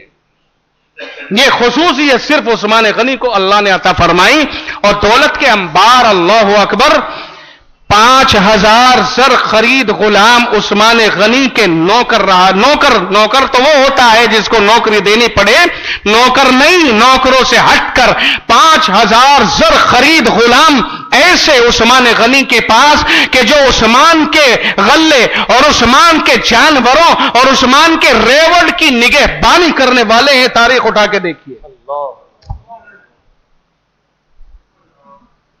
रेवड़ चल के आ रहा है, मदीना मुनव्वरा के करीब आ गया, बहता हुआ समंदर मालूम होता है। लोग देखने के लिए मदीने की आबादी बाहर निकल गई। अरे किसका रेवड़ इतना बड़ा आ गया? लोग कहते हैं उस्मान गनी का रेवड़ आ गया। अल्लाहु अकबर, सबको ताज्जुब में डाल दिया। उस्मान गनी रज़ी अल्लाह तआला अन्हु की सखावत का यह आलम है कि हर जुमे को एक गुलाम आजाद किया करते थे और अगर किसी जुमे को आजाद न किया तो अगले जुमे को 2 गुलाम आजाद किया करते थे। ता हयात ये हजरत उस्मान गनी का मामूल रहा है। इतना अजीम तरीन जर्नैल किस्म का इंसान था। अल्लाह ने दिल दिया, माल के साथ साथ, माल तो बहुत लोगों को मिल जाता, आज के दौर में देखिए बड़े बड़े टाटा नजर आएंगे आपको और अखबारों की जीनत बनते हुए नजर आएंगे कि दुनिया का इतने नंबर का आदमी, दुनिया का इतने नंबर का आदमी। पर उससे ये पूछो कि ये माल तेरा मिट्टी बन जाएगा, तेने आखिरत में क्या जमा किया? और ये गुरबा है तेरे साथ, तेरे घर के पास, इनका क्या फिक्र किया? अपने लिए आदमी सब कुछ करता है। गाड़ियों पे गाड़ियां भी होती हैं, बंगले हैं, महल्लात हैं, मंजिलों पे मंजिलें हैं। एक बंगला बंबई में है, कहता है 2 मकान बंबई में अल्हम्दुलिल्लाह, कनाड़ प्लेस में भी 2-3, फला भी है, फला भी है। एटम बम फेंकता है, झूठ भी बोल सकता है, गोले भी बना बना के फेंकता है, 10 ट्रक चलते हैं, 15 वो चलते, ये सब कुछ हो सकता है। पर तू ये बता, उम्मत मुस्लिमा और उस कायनात के लाडले और इमामुल अंबिया, बतहा ताजदार, शाहे बदरो हुनैन, सय्यदुस सकलैन की गरीब उम्मत के लिए तेने क्या किया है? हाय हाय, जिस नबी ने अपने पेट पे पत्थर बांध करके उम्मत की पासबानी की है, जो नबी खंदक खोदता है तो मिट्टी जिसमें अथर के ऊपर आती है और चमकते हुए जिस्म को गुबार आलूद कर दिया जाता है, उस पैगंबर की गरीब उम्मत के लिए क्या किया, जिसने ता हयात मदीना मुनव्वरा के अंदर 2 कुर्बानियां की, तो एक कुर्बानी अपनी तरफ से और एक गरीब उम्मत की तरफ से की है। हमने नौजवानों, हमने मालदार होकर के क्या किया, रसूलुल्लाह सल्लल्लाहु अलैहि वसल्लम की खुशनुदी, अल्लाह की खुशनुदी और आपकी शरीयत मुतहरा पर अमल करने के लिए हमने क्या किया है, हमने यही किया है ना कि हम दौलतमंद हैं, गरीबों का गला घोंटते हैं। दौलतमंद है ना, महल्ले में अपना मकान बड़ा बनाने के लिए दूसरों को उजाड़ते हैं। ये पता नहीं कि ये जाके कहां आबाद होगा, मांग क्या कीमत मांगता है, लेकिन तू यहां से उठ, मेरी कोठी बननी चाहिए। हबीब पाक तो ये फरमाते हैं, ला तुज़ी जियारी का बिक़ितारी क़िदरिक, आपने फरमाया ला तुज़ी जियारी का बिरीह क़िदरिक, फरमाया अपनी हांडी की खुशबू से भी अपने पड़ोसी को तंग ना कर। अगर तेरे घर में कुछ पक रहा है और तेरा पड़ोसी गरीब है, उस गरीब पड़ोसी का इंतजाम नहीं, लेकिन दिल वाला तो वो भी है, जज्बात तो उसके पास भी हैं, उमंगे और आरजुएं तो वो भी रखता है। अगर तेरे घर में मुरग्गल खुशबू उठ रही है और उस गरीब के पास पकाने के लिए कुछ नहीं है, उसके बच्चे अपने बाप से खुशबू सूंघ करके अगर इसरार करने लगे और बाप के पास इंतजाम न हुआ, बच्चों ने इसरार किया, उसका दिल टूटने लगा और उसने बच्चों की जिद की बुनियाद पर रब के सामने यूं हाथ उठाए और कहा, मौलाए करीम, मेरे पास तो कुछ भी नहीं है, मेरा पड़ोसी अच्छे खाने बना के हमारा ख्याल नहीं रखता है, हमारे बच्चों के दिल तोड़ता है। मैं कहता हूं रब की कसम, ये आह अर्श आजम को जाके हिला सकती है। इत्तक़ि दावतल मज़लूम, आकाए नामदार ने इरशाद फरमाया, मजलूम की बद्दुआ से बचो, फ़इन्नहु लैसा बैनहा व बैनल्लाहि हिजाब, इसलिए कि हर चीज के दरमियान में आड़ हो सकती है, लेकिन मजलूम की बद्दुआ और अल्लाह के दरमियान कोई आड़ नहीं हुआ करती है, सीधी अर्श से जाके टकराती है। मुरग्गन खाने वालों और अपने बच्चों को नाजो नियम में पालने वालों और अपने घर पे गाड़ियों के नई नई गाड़ियों की तब्दीलियां करके महल्लेदारों को रश को हसद में मुब्तला करने वालों, ये बात बारहा आपको गौर करना होगा कि हम कर क्या रहे हैं, हम किधर जा रहे हैं। अल्लाह को क्या जवाब देंगे, अल्लाह के सामने क्या मुंह लेकर के हम खड़े होंगे, जब रब यूं फरमाएगा कि मेरे बंदे मैं नंगा था। हाय हाय, आका फरमाते, मैं नहीं कहता, मैं नंगा था, तूने मुझे कपड़ा नहीं फैलाया पहनाया। अल्लाह फरमाएगा, मेरे बंदे मैं भूखा था, तूने मुझे कुछ खिलाया नहीं था, मैं प्यासा था, तूने मुझे कुछ पिलाया नहीं था।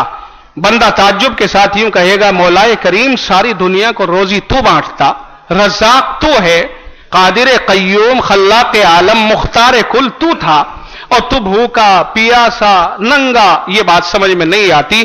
तो रब उस वक्त में इरशाद फरमाएगा कि हां, तुझे ताज्जुब लग रहा है, वो मेरा बंदा गरीब तेरे बराबर में, तेरे पड़ोस में भूखा था, पियासा था, नंगा था, उसके पास इंतजाम नहीं था, तुझे मैंने सब कुछ दिया था।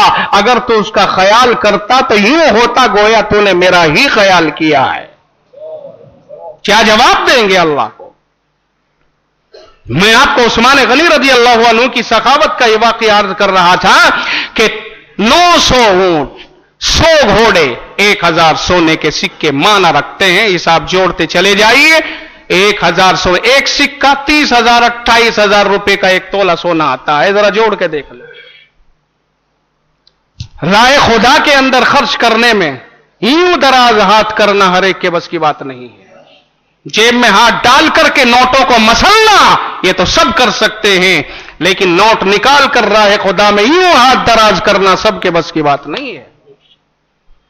उस्मान गनी रज़ी अल्लाह ताला अन्हु बेमिसाल शख्स हैं जिसने हर महाज के ऊपर अपने आप को मुनफरिद साबित किया है, अपने मकाम को खुद जनवाया है اور آگے بڑھ کر کے اگر میں عرض کروں کہ یہ آپ کی طاقوں میں سجے ہوئے قرآن کریم رکھے ہیں، علماء سے پوچھو کہ جس نہج پر آج یہ قرآن کریم پڑھا جاتا ہے، اس تاریخ کو اگر ہم اٹھاتے ہیں تو 1.5 گھنٹہ مزید وقت چاہیے۔ میں اشارہ کر رہا ہوں کہ یہ ایک انتہائی عظیم ترین عثمان غنی کا کارنامہ، اسی لیے مصحف عثمانی کے نام سے اسے یاد کیا جاتا ہے کہ یہ قرآن کریم جس قرات کے اوپر آج چل رہا ہے، انتشار اور اختلاف سے امت کو بچانے کے لیے یہ عظیم ترین کارنامہ عثمان ہی کا ہے کہ ساری امت کو بیک وقت اختلاف سے بچا کر کے قرآن کریم کی ایک مناسب قرات کے اوپر جمع کیا، ورنہ لوگ انتشار میں مبتلا ہو چکے تھے۔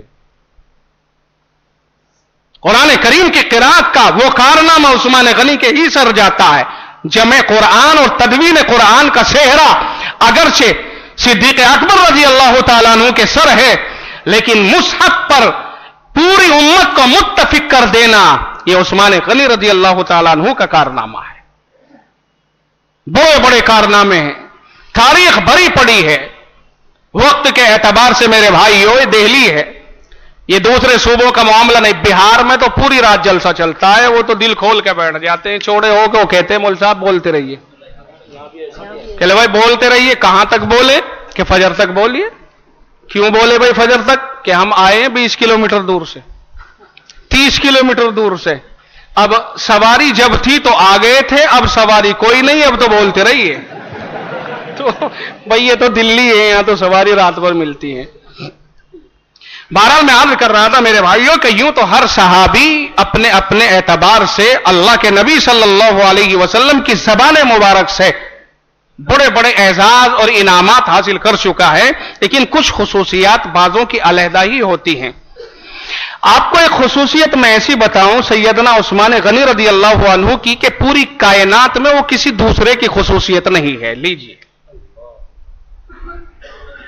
ساری کائنات میں، اور بس یہ بات ہوئی اور اللہ اللہ خیر صلی اللہ۔ سیدنا عثمان غنی رضی اللہ تعالی عنہ کو ذو النورین کہتے ہو نا؟ ذو النورین کیوں کہتے ہو؟ عثمان غنی رضی اللہ تعالی عنہ حضرت رقیہ کا عقد ہوا اور داماد مصطفیٰ بن گئے، اور یہ شرف حاصل ہو گیا مصطفیٰ صلی اللہ علیہ وسلم کا داماد عثمان غنی رضی اللہ تعالیٰ عنہ۔ لیکن جب حضرت رقیہ بدر کا زمانہ ہے اور حضرت رقیہ جابر نہ ہو سکی اور اسی مرض کے اندر شہید ہو جاتی ہیں، تو نبی رحمت صلی اللہ علیہ وسلم بدر سے واپس تشریف لاتے ہیں۔ دیکھا عثمان غنی رضی اللہ تعالیٰ عنہ رو رہے ہیں۔ کیوں؟ اس لیے کہ رقیہ کا انتقال ہو گیا ہے، آنکھوں سے زاروں قطار آنسوؤں کی لڑیاں بہ رہی ہیں۔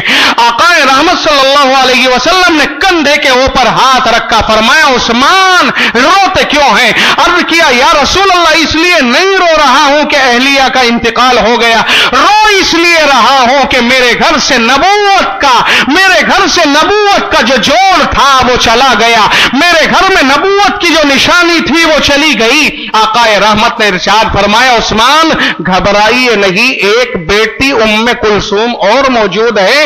آقا رحمت نے فرمایا میں اس سے تمہارا نکاح پھر کرتا ہوں۔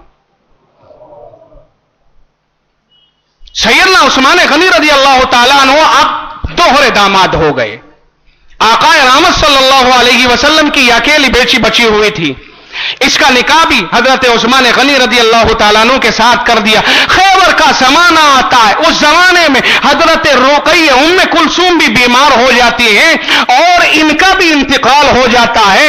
انتقال کے بعد عثمان غنی پھر اسی طرح سے ہیں، زاروں قطار روتے ہیں۔ نبی رحمت نے کندھے پہ تسلی کا ہاتھ رکھتے ہوئے ارشاد فرمایا عثمان میرے پاس اور بیٹی نہیں ہے، اگر اور بیٹی ہوتی تو یہ کے بعد دیگر عثمان تمہارے نکاح میں دیتا رہتا۔ یہ ذو النورین ہونا کہ پیغمبر کی ایک انسان کے نکاح میں 2 بیٹیاں، پوری دنیا میں کسی اور کا ریکارڈ نہیں سوائے عثمان کے۔ سیدنا عثمان غنی رضی اللہ عنہ کی یہ خصوصیت ہے کہ 2 بیٹی پیغمبر کی، اور کسی اور پیغمبر کی نہیں، پیغمبروں کے سردار کی، نبی رحمت کی، اس پیغمبر کی کہ جب معراج کی شب میں یہ دلہا تشریف لے جاتا ہے जिब्रील आके अपने लबों से, अपने नूरानी लबों से पैरों के ऊपर जरा सा इशारा करते हैं, नबी रहमत को उठाते हैं और आपको मस्जिद अक्सा ले जाते हुए और मेराज की सैर कराते हैं, मुख्तलिफ मकामात दिखाते हैं। उस वक्त में जिब्रील अमीन आपके साथ साथ हैं। सिदरतुल मुंतहा एक बेरी का दरख्त है, मुंतहा उधर के इधर और इधर के इधर रहते हैं, ये इंतहा है, यानी जो उधर के फरिश्ते हैं अर्श की तरफ के वो उधर रहते हैं वो मखलूक, और जो इधर की आसमानों वाली मखलूक है वो इधर रहती है। ये एक बेरी का पेड़ है। यहां पर देखा कि कुछ परिंदे हैं, कुछ तितलियां सी हैं, सोने के परिंदे हैं। जिब्रील अमीन से पूछा ये कौन है, क्या है, ये माजरा क्या है, इस पेड़ के ऊपर ये जुगनू से कैसे हैं? नबी रहमत सल्लल्लाहु अलैहि वसल्लम के सवाल करने पर सैयदना जिब्रील अमीन ने बतलाया कि या रसूल अल्लाह, जब से फरिश्तों के इल्म में ये बात आई है कि ये दो जहां का सरदार मेराज में तशरीफ ला रहा है और आपकी आमद की इत्तिला सुनी थी, तमाम फरिश्तों ने दस्त बरसा रब्ब करीम से अर्ज किया था कि मौला करीम हमें उस नबी आखिर ज़मा के दीदार की तमन्ना है, हमें उस नबी के दीदार करने की इजाजत मरहमत फरमा दी जाए। तो रब ने ऐलान कर दिया था कि ठीक है, इजाजत है और सिदरतुल मुंतहा पे आकर तुम दीदार कर सकते हो। ये तमाम के तमाम फरिश्ते हैं, नूरानी मखलूक, जो यहां पर आपके दीदार के लिए हाजिर हुए हैं। तमाम के तमाम फरिश्ते हैं जो आपके दीदार के लिए हाजिर हुए हैं। वो नबी रहमत है, इमामुल अंबिया है, कायनात का ताजदार और दुनिया के बेहतरीन 4000 पहलवानों की ताकत रखने वाला जवान, इंतहा से ज्यादा रब को लाडला। वो अगर इशारा करें हवाएं रुक जाएं, वो अगर इशारा करे सूरज रुक जाए। जिसे रब्बे सुल जलाल ने इतना ताकतवर बनाया हो, जो सारी कायनात के ऊपर अल्लाह की तरफ से गोया अगर हुक्मरानी करना चाहता तो हुक्मरानी करता, ऐसा पैगंबर है। उस पैगंबर की 2 बेटियां एक आदमी के निकाह में, ये सिर्फ उस्मान गनी रजी अल्लाह तआला अन्हु की खुसूसियत है, इसके सिवा कुछ नहीं है। मैंने मुख्तसर तौर से अर्ज किया कि सैयदना उस्मान गनी रजी अल्लाह तआला अन्हु के उम्मत के ऊपर कितने एहसान है कि अगर कुआं पानी पीने के लिए नहीं है तो कुआं उम्मत को किसने खरीद कर दिया? उस्मान ने। अगर जैश उसरत में मुब्तला है तो युस्र में किसने तब्दील किया, यानी अगर तंगी में मुब्तला है तो आसानी लश्कर को किसने फराहम की है? उस्मान ने। अगर मस्जिद नबवी सल्लल्लाहु अलैहि वसल्लम का मसला आता है, नबी रहमत अपनी कच्ची छत की मस्जिद में खड़े होकर के गोया ये सिराज मुनीर खड़ा होकर के अल्लाह के बंदों में और अपने जयानों और अपने परवानों में ऐलान करता है कि लोगों, मेरे परवानों तुम ज्यादा हो गए, तुम्हारी तादाद ज्यादा हो गई है और ये मेरी मस्जिद छोटी पड़ गई है। रोए जमीन पर किसी पैगंबर की एक आखिरी मस्जिद है, इसके बाद रोए जमीन के ऊपर किसी पैगंबर की दूसरी मस्जिद का कोई वजूद नहीं होगा और ये मस्जिद छोटी पड़ रही है। मुझे इसे बराबर की जमीन को खरीद करके बड़ा करना है ताकि नमाजियों का इजाफा किया जा सके। वो कौन है जो मेरी इस मस्जिद को बढ़ाने के लिए चंदा देता है? मैं नबी आखिर समा जिम्मेदारी के साथ कहता हूं कि रब से कयामत के दिन उसको जन्नत भी दिलवाऊंगा और अपने दस्ते मुबारक से उसको हौज़े कौसर का पानी भी पिलाऊंगा। वो खड़ा हो जाए जो मेरी इस मस्जिद की तोसी और कुसात और कुशादगी के लिए अपनी इमदाद फराहम करना चाहता है। मैं इस बात के कहने के बाद यह बताना चाहता हूं कि पूरे मजमे में अभी सन्नाटा है, अभी कोई फर्द खड़ा नहीं हुआ है। यही उस्मान खड़ा होता है, यही जियाला खड़ा होता है, यही जुन्नूरैन खड़ा होता है, यही उम्मत का मोहसिन खड़ा होता है, यही जर्नैल खड़ा होता है और खड़ा होने के बाद यूं कहता है, या रसूल अल्लाह, اگر یہ بات ہے آپ کی مسجد کو بڑا ہونے کی ضرورت ہے اور آپ کا اعلان ہے اور آپ جنت دلوانے کا بھی وعدہ کرنے کا اعلان کرتے ہیں تو میں تنے تنہا سارا خرچ برداشت کرنے کو تیار ہوں. آپ بل بنائیے, آپ تخمینہ لگائیے, جتنا خرچ مسجد کی توسیع میں آئے گا اکیلا عثمان ادا کرے گا.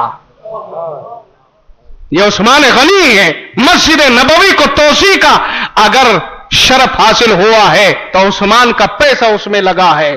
میٹھا پانی امت کو ملا ہے تو عثمان کا پیسہ اس میں لگا ہے.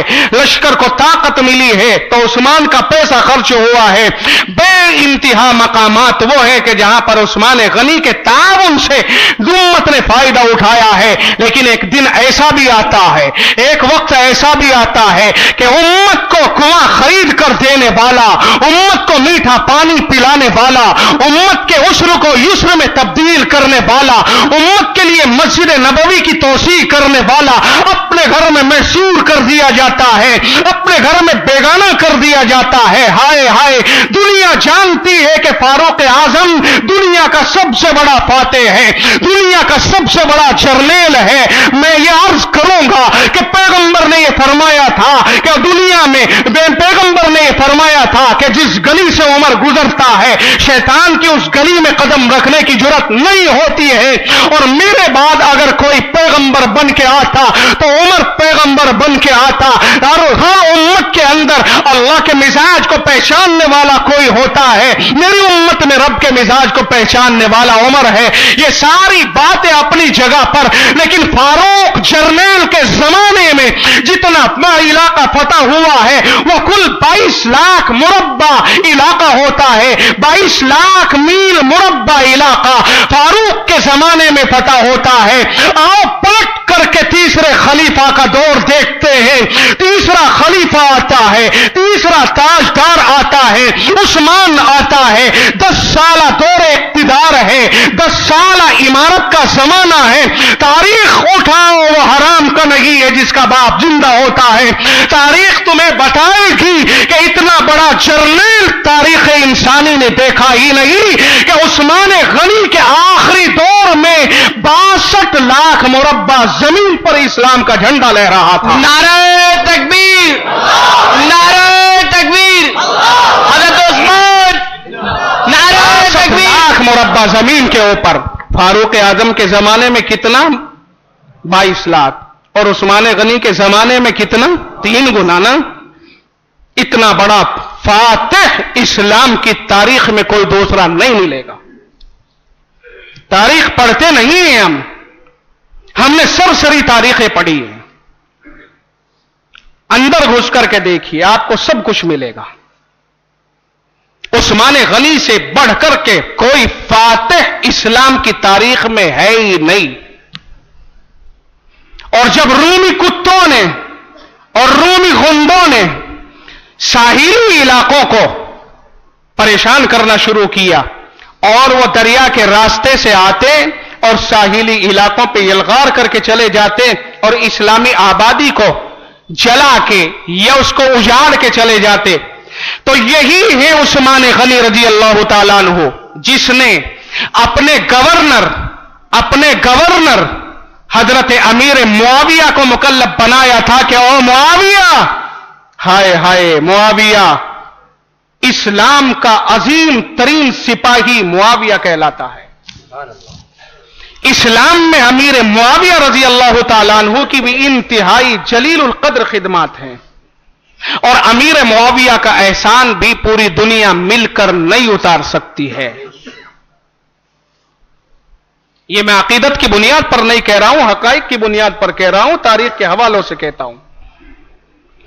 امیر معاویہ رضی اللہ عنہ کے ساتھ بھی بیمار مورخین نے کچھ چھیڑ چھاڑ کرنے کی کوشش کی ہے, اور علیل, تاریخ کے علیل اور بیمار اور کمزور حوالوں سے کچھ مورخین نے اور کچھ نئے مقررین نے زیادتیاں کرنے کی کوشش کی ہیں.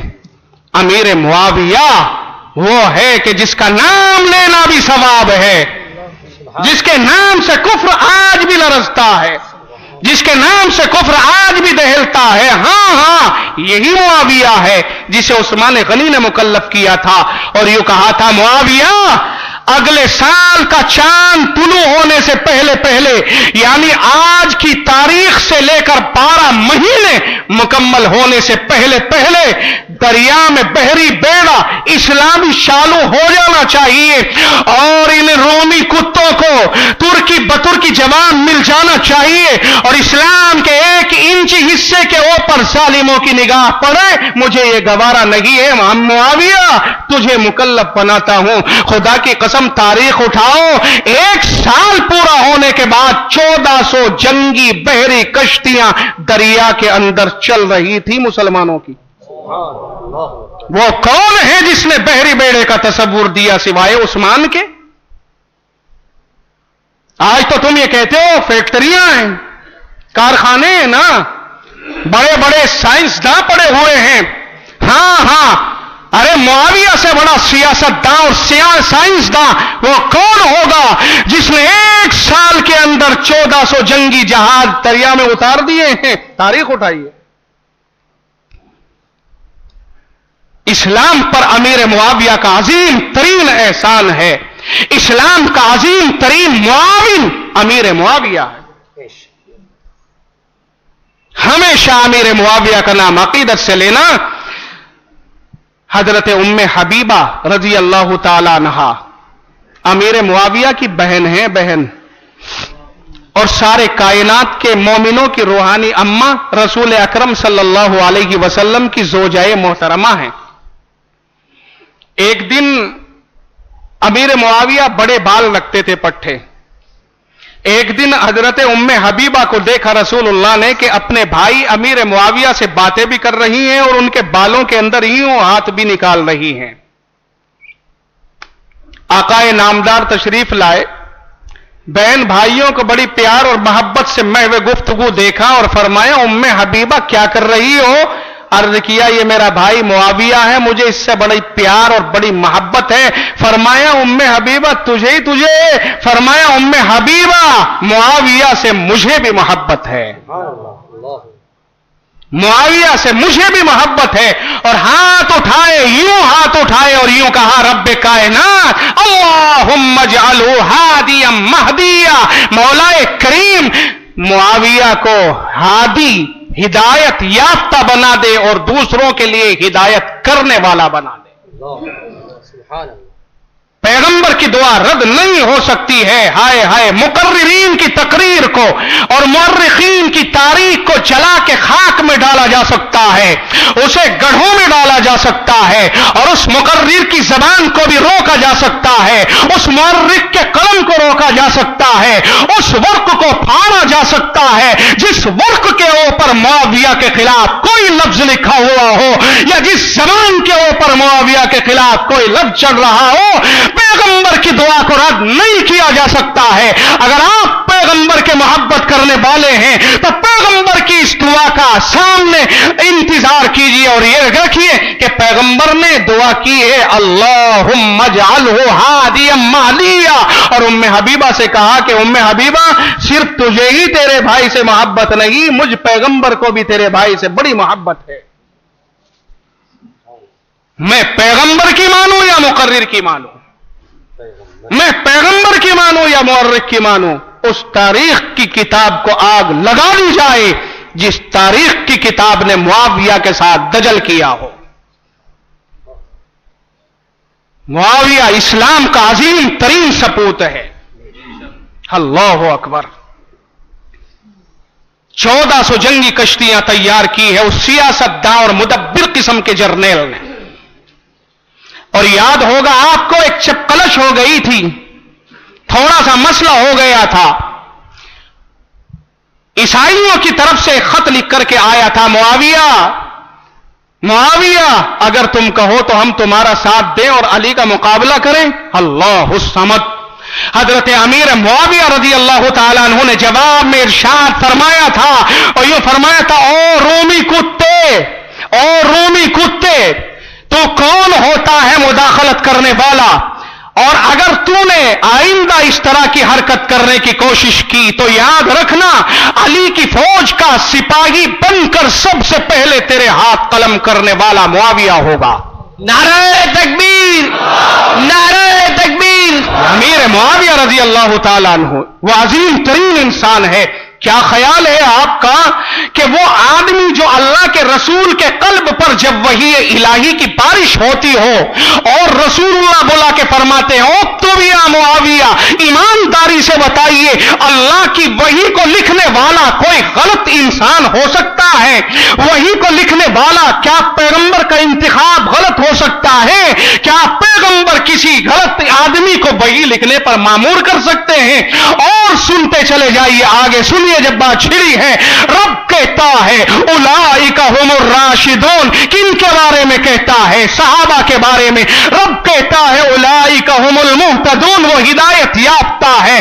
کن کے بارے میں؟ صحابہ کے بارے میں. اولئک هم المفلحون. وہ کامیاب ہیں. کن کے بارے میں؟ صحابہ کے بارے میں. اولئک الذین امتحن اللہ قلوبهم للتقوی. رب کہتا ہے صحابہ کے بارے میں کہ اللہ نے ان کے دلوں کو جانچا ہے، ان کا امتحان لیا ہے. کون تھے وہ جن کا امتحان لیا جا رہا ہے؟ رب کہے گا صحابہ ہیں. کون تھے وہ جو امتحان لینے والے ہیں؟ عرش کا مالک ہے، کائنات کا خالق ہے، رب کائنات ہے. امتحان رب لیتا ہے، امتحان صحابہ دیتے ہیں. کہاں لیتا ہے؟ کبھی بدر کی وادیوں میں لے جا کے لیتا ہے، کبھی احد کے مارکوں میں لے جا کے لے جاتا ہے، کبھی بدر اور احد سے آگے بڑھا کر کے خندق کی وادیوں میں لے جاتا ہے، کبھی حنین میں امتحان لیا جاتا ہے، کبھی تبوک میں امتحان لیا جاتا ہے، کبھی فتح مکہ پہ امتحان لیا جاتا ہے. ارے صحابہ نے امتحان دیا ہے، رب نے امتحان لیا ہے. ایک موقع پر تو پیغمبر نے 313 کی جماعت کو پیش کر دیا تھا رب کے سامنے کہ مولا کریم میری ساری زندگی کی یہ محنت ہے، اگر یہ ضائع ہو گئی تو دین ہی ضائع ہو جائے گا.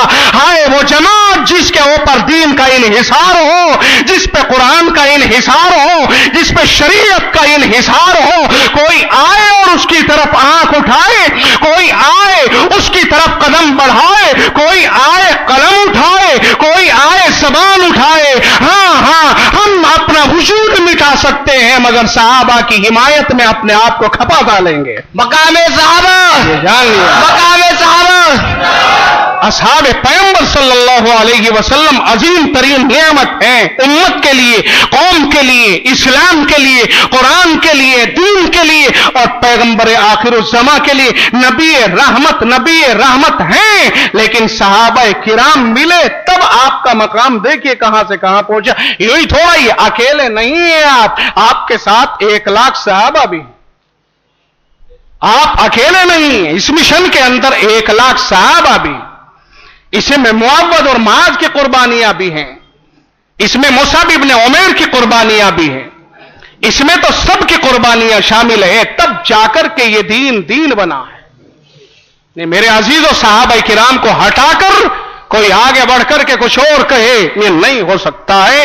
یہ دین کی عمارت کو ڈھا دے گا. اور جب اللہ نے امتحان لے لیا، بھائی ایمانداری سے بتاؤ، اللہ نے امتحان لے لیا اور پورے نمبر اللہ نے دے دیے. پورے نمبر دینے کے بعد قرآن کا نزول مکمل ہو چکا ہے، پیغمبر کو دنیا سے بلا لیا. ایمانداری سے اب بتاؤ، کوئی ظالم، کوئی جاہل، اجہل، ابو جہل کوئی آئے اور اب صحابہ کرام میں کچھ کاٹ چھانٹ کرنے کی کوشش کرے کہ یہ ایسا تھا اور یہ ایسا تھا اور اسے ایسا. ایمانداری سے بتاؤ، اس کا مطلب صاف یہ ہوتا ہے کہ اللہ نے صحابہ کی تعریف پہلے ہی کر دی، حالانکہ صحابہ تو بعد میں بگڑ گئے. اس کا مطلب اللہ کو پتا ہی نہیں تھا. ارے آپ سمجھ رہے کہ نہیں سمجھ رہے استدلال کو؟ بھائی اللہ نے قرآن کریم میں صحابہ کے لیے اعلان کر دیا رضی اللہ عنہم ورضوا عنہ. اس کے بعد تو کوئی بات نہیں رہی. بھائی اللہ صحابہ سے راضی ہو گیا اور قرآن کریم مکمل کر دیا. الیوم اکملت لکم کہہ دیا کہ دین مکمل. नबी को बुला लिया कि दीन मुकम्मल हो गया, मेरे महबूब अब आप चले आइए। अब सहाबा के पास में दीन छोड़ दिया गया।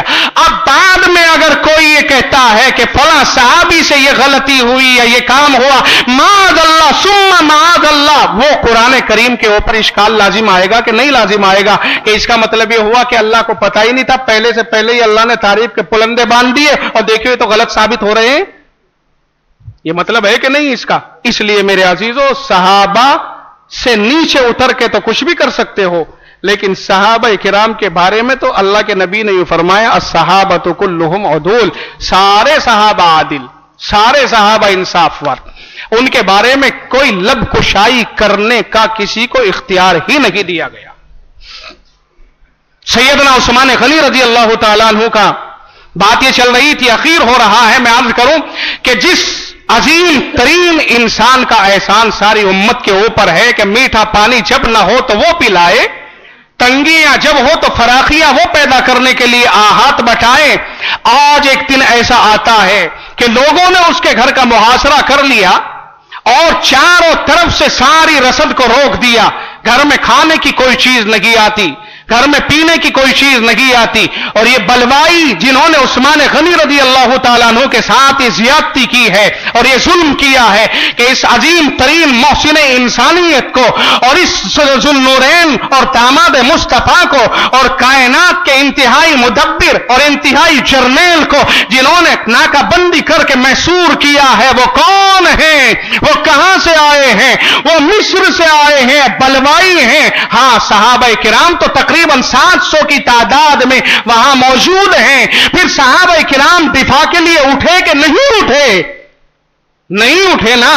अल्लाहु अकबर। नहीं नहीं नहीं, सहाबा किराम उठे, आगे बढ़े। अलीउल मुर्तजा ने कहा, अमीरुल मोमिनीन इजाजत दीजिए। वहां मसला यह है कि अमीरुल मोमिनीन की इजाजत के बगैर कोई एक कदम ही नहीं उठाता है। मसला यहां आके फंस गया, क्योंकि अल्लाह के नबी ने फरमाया ना, इताअत अमीर लाजिम, अमीर की इताअत करो चाहे हबशी गुलाम ही क्यों ना हो। अब अमीरुल मोमिनीन से कहा जाता है, अमीरुल मोमिनीन, ये लोग बाहर के आकर के आपके घर को घेर चुके हैं और आपसे जबरदस्ती कहते हैं कि हुकूमत हमें दो। झगड़ा यहां है, आज भी हुकूमत पर लड़ाइयां लड़ी जा रही हैं। हुकूमत हमें दो, हुकूमत हमें दो। अमीरुल मोमिनीन कहते हैं, मेरी जान हाजिर है, मेरा माल भी हाजिर है, लेकिन हुकूमत ये अमानत है मुसलमानों की, ये अमानत मैं गद्दारों और गलत आदमियों के हाथ में देकर अल्लाह के यहां मुजरिम नहीं बन सकता। मैं अपनी जान तो दे सकता हूं, लेकिन हुकूमत ये मुसलमानों का हक है, ये मैं तुम्हारे हवाले नहीं कर सकता। गौर कीजिए, हुकूमत एक ऐसी चीज है कि जो उस पर काबिज हो जाता है, फिर वो जो चाहे करे। अगर गंदे लोगों के हाथों में हुकूमत इस्लामिया चली जाती तो होता क्या?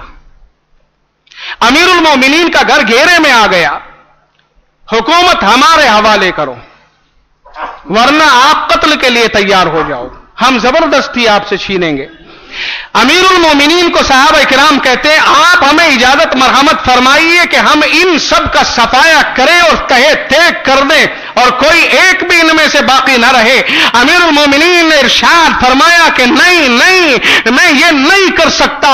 अपने हबीब के दयार में, अपने हबीब के घर में, अपने हबीब के मकाम पर मैं किसी का खून बहाना पसंद नहीं करता। मैं अपना खून बहा सकता हूं, लेकिन किसी का खून अपनी वजह से बहाना पसंद नहीं करता।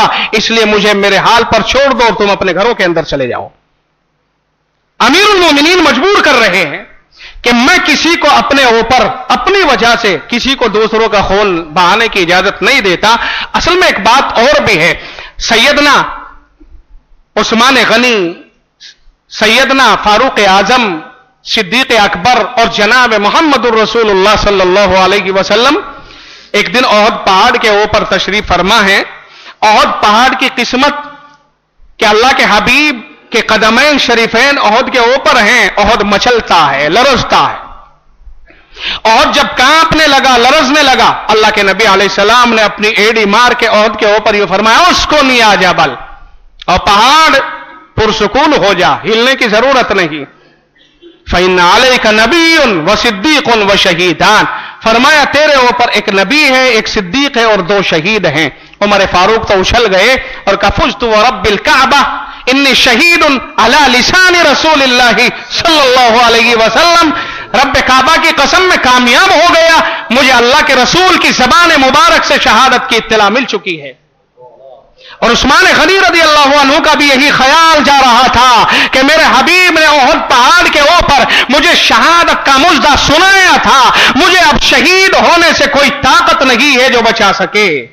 اللہ کے نبی علیہ الصلوۃ والسلام کی زبان مبارک سے جو بات نکل گئی وہ نکل گئی، وہ ادا ہو کر کے رہے گی، اس پہ عمل ہو کر کے رہے گا۔ لیکن ان ظالموں کو تو دیکھو کہ ساری امت کا موسم یہ کھڑا ہوا ہے، ساری امت کے ساتھ بھلا سلوک کرنے والا یہ کھڑا ہوا ہے، کیا ان کا یہی فرض بنتا تھا؟ ہائے جو امت کو ٹھنڈا پانی پلا رہا ہے آج اس کا پانی بند کیا جا رہا ہے، اس کا کھانا بند کیا جا رہا ہے۔ عائشہ رضی اللہ تعالی عنہا کو پتا چلتا ہے کہ امیر المومنین 11 دن کا پیاسا ہے، مشکیزہ لے کر کے ایک کھچر کے اوپر رکھ کر کے اس کو چلی ہیں، بلوائیوں نے ان کے ساتھ بھی ظلم کی انتہا کی ہے اور انتہائی جسارت سے کام لیتے ہوئے مشکیزے میں نیزہ مار کر کے مشکیزے کو پھاڑ دیا اور پانی کو گرا دیا، اور حضرت خدیجۃ الکبریٰ کے خچر کے اوپر بھی انہوں نے نیزے سے وار کیا، جس کی وجہ سے خچر صحراؤں کی طرف دوڑتا ہوا چلا گیا۔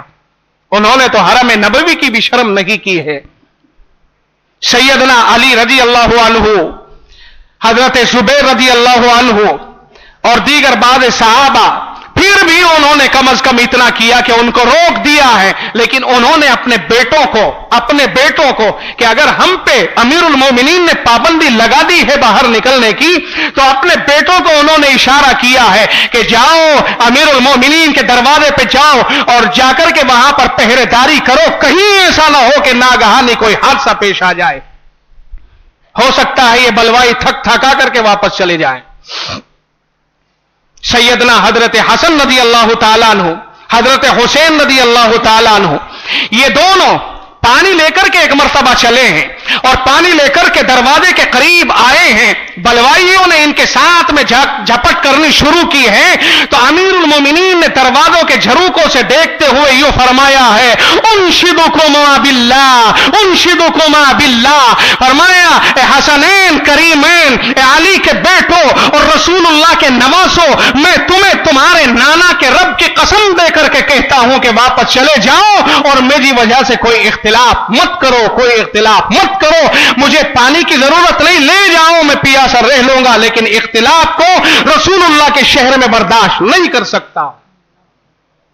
اس قدر صبر و تحمل اور اس قدر امت کے ساتھ شفقت اور اتنا پیار، اس کے راستے میں رکاوٹیں ڈالی جا رہی ہیں، اور ایک دن نہیں، 2 دن نہیں، تم تو یہ کہتے ہو ہاں ہمیں حسنین کریمین سے اتنا پیار ہے اور ہونا چاہیے کہ ہمارا ایمان ہے ان سے پیار کرنا، ان سے محبت کرنا ہمارا عقیدہ ہے، ہمارا یقین ہے، سب کچھ ہے، مگر 3 دن کا پیاسا ہے، 3 دن کے پیاسے ہیں۔ یہاں دیکھو اس جرنیل کو اور اس عظیم ترین شہید کو کہ یہ 40 دن کا پیاسا ہے، یہاں 3 دن نہیں، یہاں 30 دن نہیں، یہاں پورے 40 دن ہو رہے ہیں۔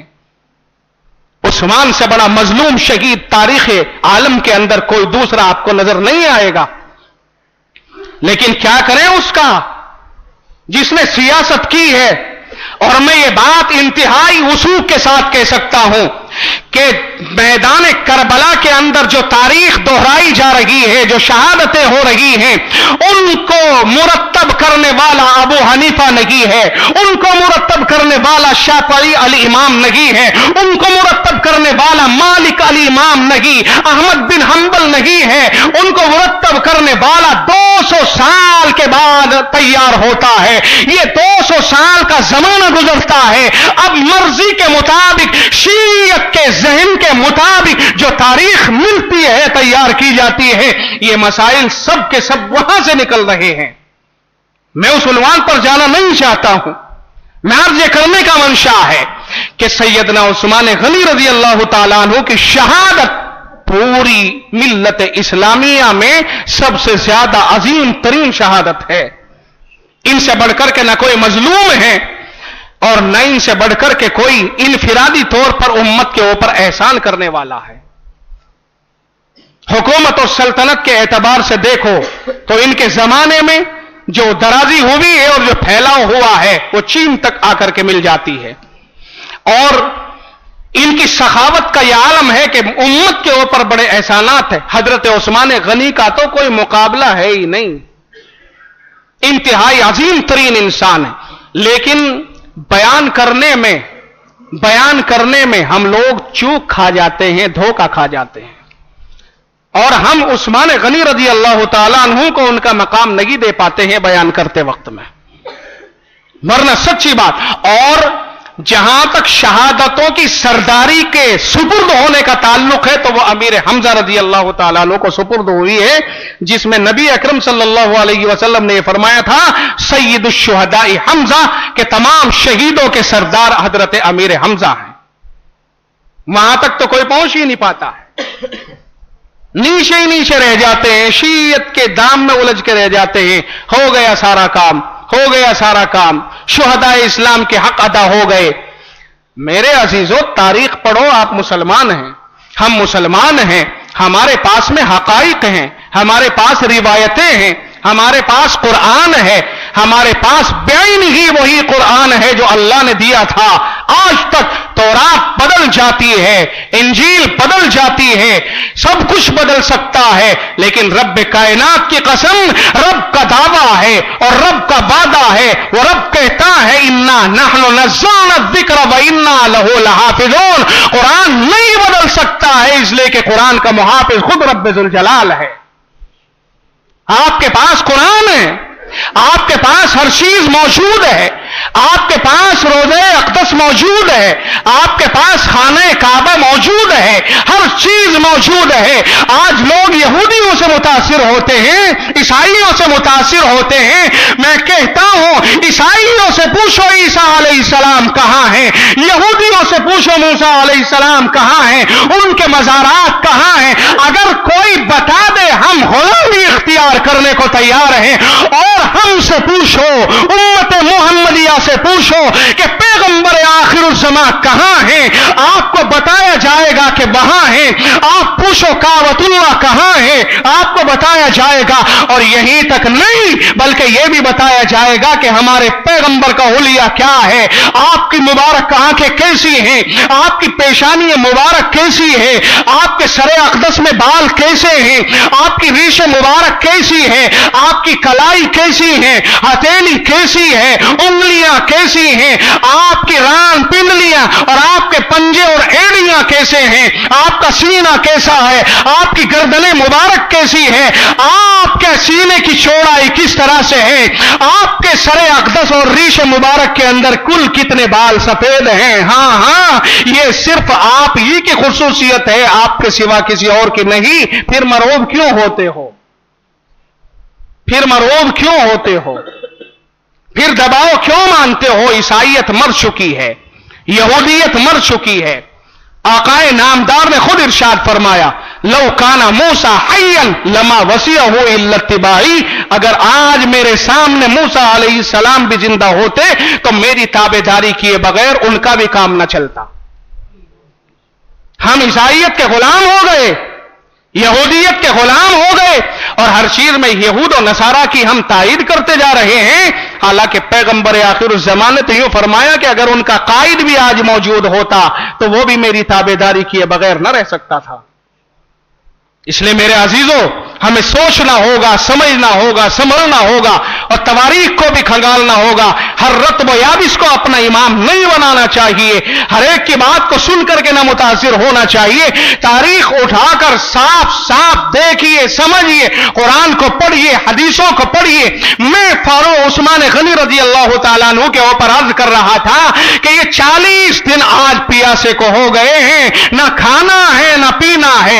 हजरत नाइला रजी अल्लाह ताला अन्हा है, जो इनकी अहलिया मोहतरमा है, बेइंतहा बेताब है, परेशान है। 40 दिन का जब जमाना हो जाता है, उस्मान गनी छत के ऊपर खड़े होकर के तकरीर करते हैं और ये फरमाते हैं कि ओ लोगो, तुम मेरे खून के प्यासे खड़े हुए हो, तुम ये बताओ ईमानदारी से کسی کا خون لیا جاتا ہے، کسی کی جان لی جاتی ہے تو اس کی بھی وجوہات ہوتی ہیں، یا تو اس نے زنا کر دیا ہو یا اس نے کسی کو قتل کر دیا ہو ناحق طریقے پر۔ لوگوں، میں نے زنا کرنا تو دور کی بات ہے، آج تک کسی غیر محرم کے اوپر نظر ڈال کر نہیں دیکھی ہے، اور میں نے کسی کو قتل کرنا تو دور کی بات ہے، آج تک کسی کو ناحق ہاتھ نہیں لگایا ہے۔ اور لوگوں، جس کنویں کا پانی تم پی رہے ہو، میرے اوپر اس کنویں کا پانی بند کرتے ہو، ایمانداری سے یہ بتاؤ اس کنویں کو پانی کو امت کے لیے کس نے وقف کیا تھا؟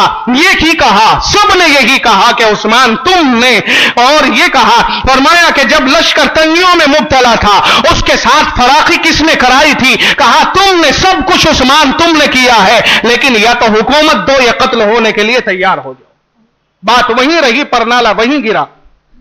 آخر یہ ہوا عثمان غنی نیچے اترے، اور جب راستے سے ادھر کی جانب سے کوئی راستہ دروازے سے نہیں ملا تو پیچھے سے خاموشی کے ساتھ میں 3 آدمی عثمان غنی کے مکان کے اندر کود گئے۔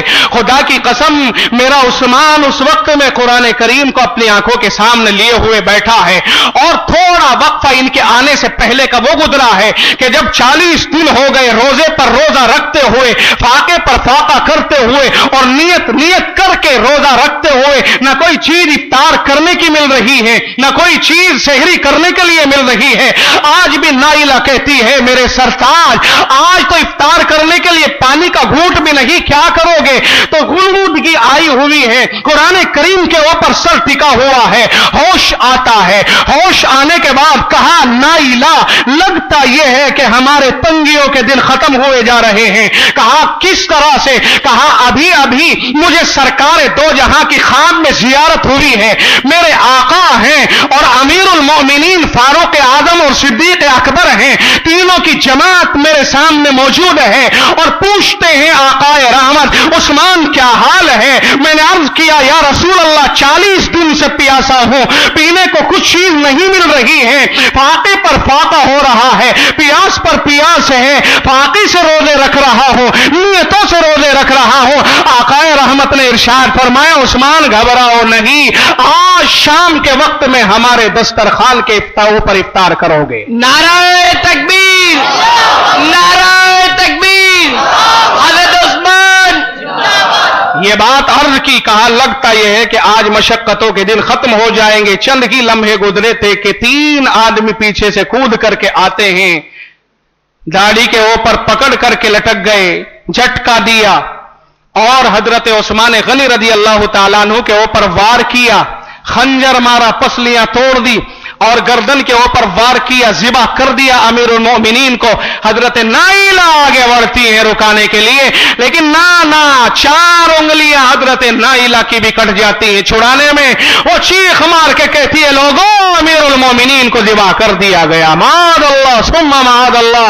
یہ بات بہت قابل غور ہے، اور یہ بھی امیر المومنین عثمان تیرے قربان چاہو، تیری خصوصیت ہے۔ قرآن کھلا ہوا ہے، پہلا پارا کھلا ہوا ہے، قرآن کا بولا فَسَيَكْفِيكَهُمُ اللَّهُ، اس کے اوپر عثمان کی گردن سے گرتا ہوا خون پڑتا ہے۔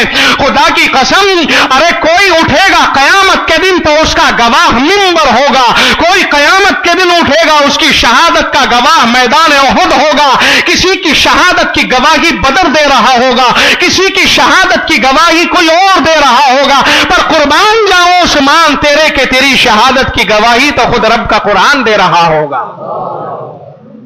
فَسَيَكْفِيكَهُمُ اللَّهُ، اللہ انہیں کافی ہے۔ ہائے ہائے، عثمان کی شہادت ہو جاتی ہے، اور شہادت کے بعد بھی لاش کے اوپر کودے، انتہائی بے حرمتی کی۔ پھر آخر یہ ہوا کہ اٹھا کر کے ان کو دفن کہاں؟ جنت البقیع کے اندر دفن کیا گیا۔ اور آج یہ پتہ نہیں ہے کہ عثمان غنی کی قبر یہاں ہے، اس جگہ ہے۔ کوئی پرانا جانتا ہو تو جانتا ہو، جانے والے کو یہ پتہ نہیں ہے اب کہ عثمان غنی کی یہی قبر ہے۔ اللہ تعالیٰ پوری امت کی طرف سے عثمان غنی رضی اللہ تعالیٰ عنہ کو جزائے خیر عطا فرمائے، اور اس جرنیل کو اللہ رب العزت پوری امت کی طرف سے بہتر بدلہ عطا فرمائے۔ وآخر دعوانا الحمدللہ۔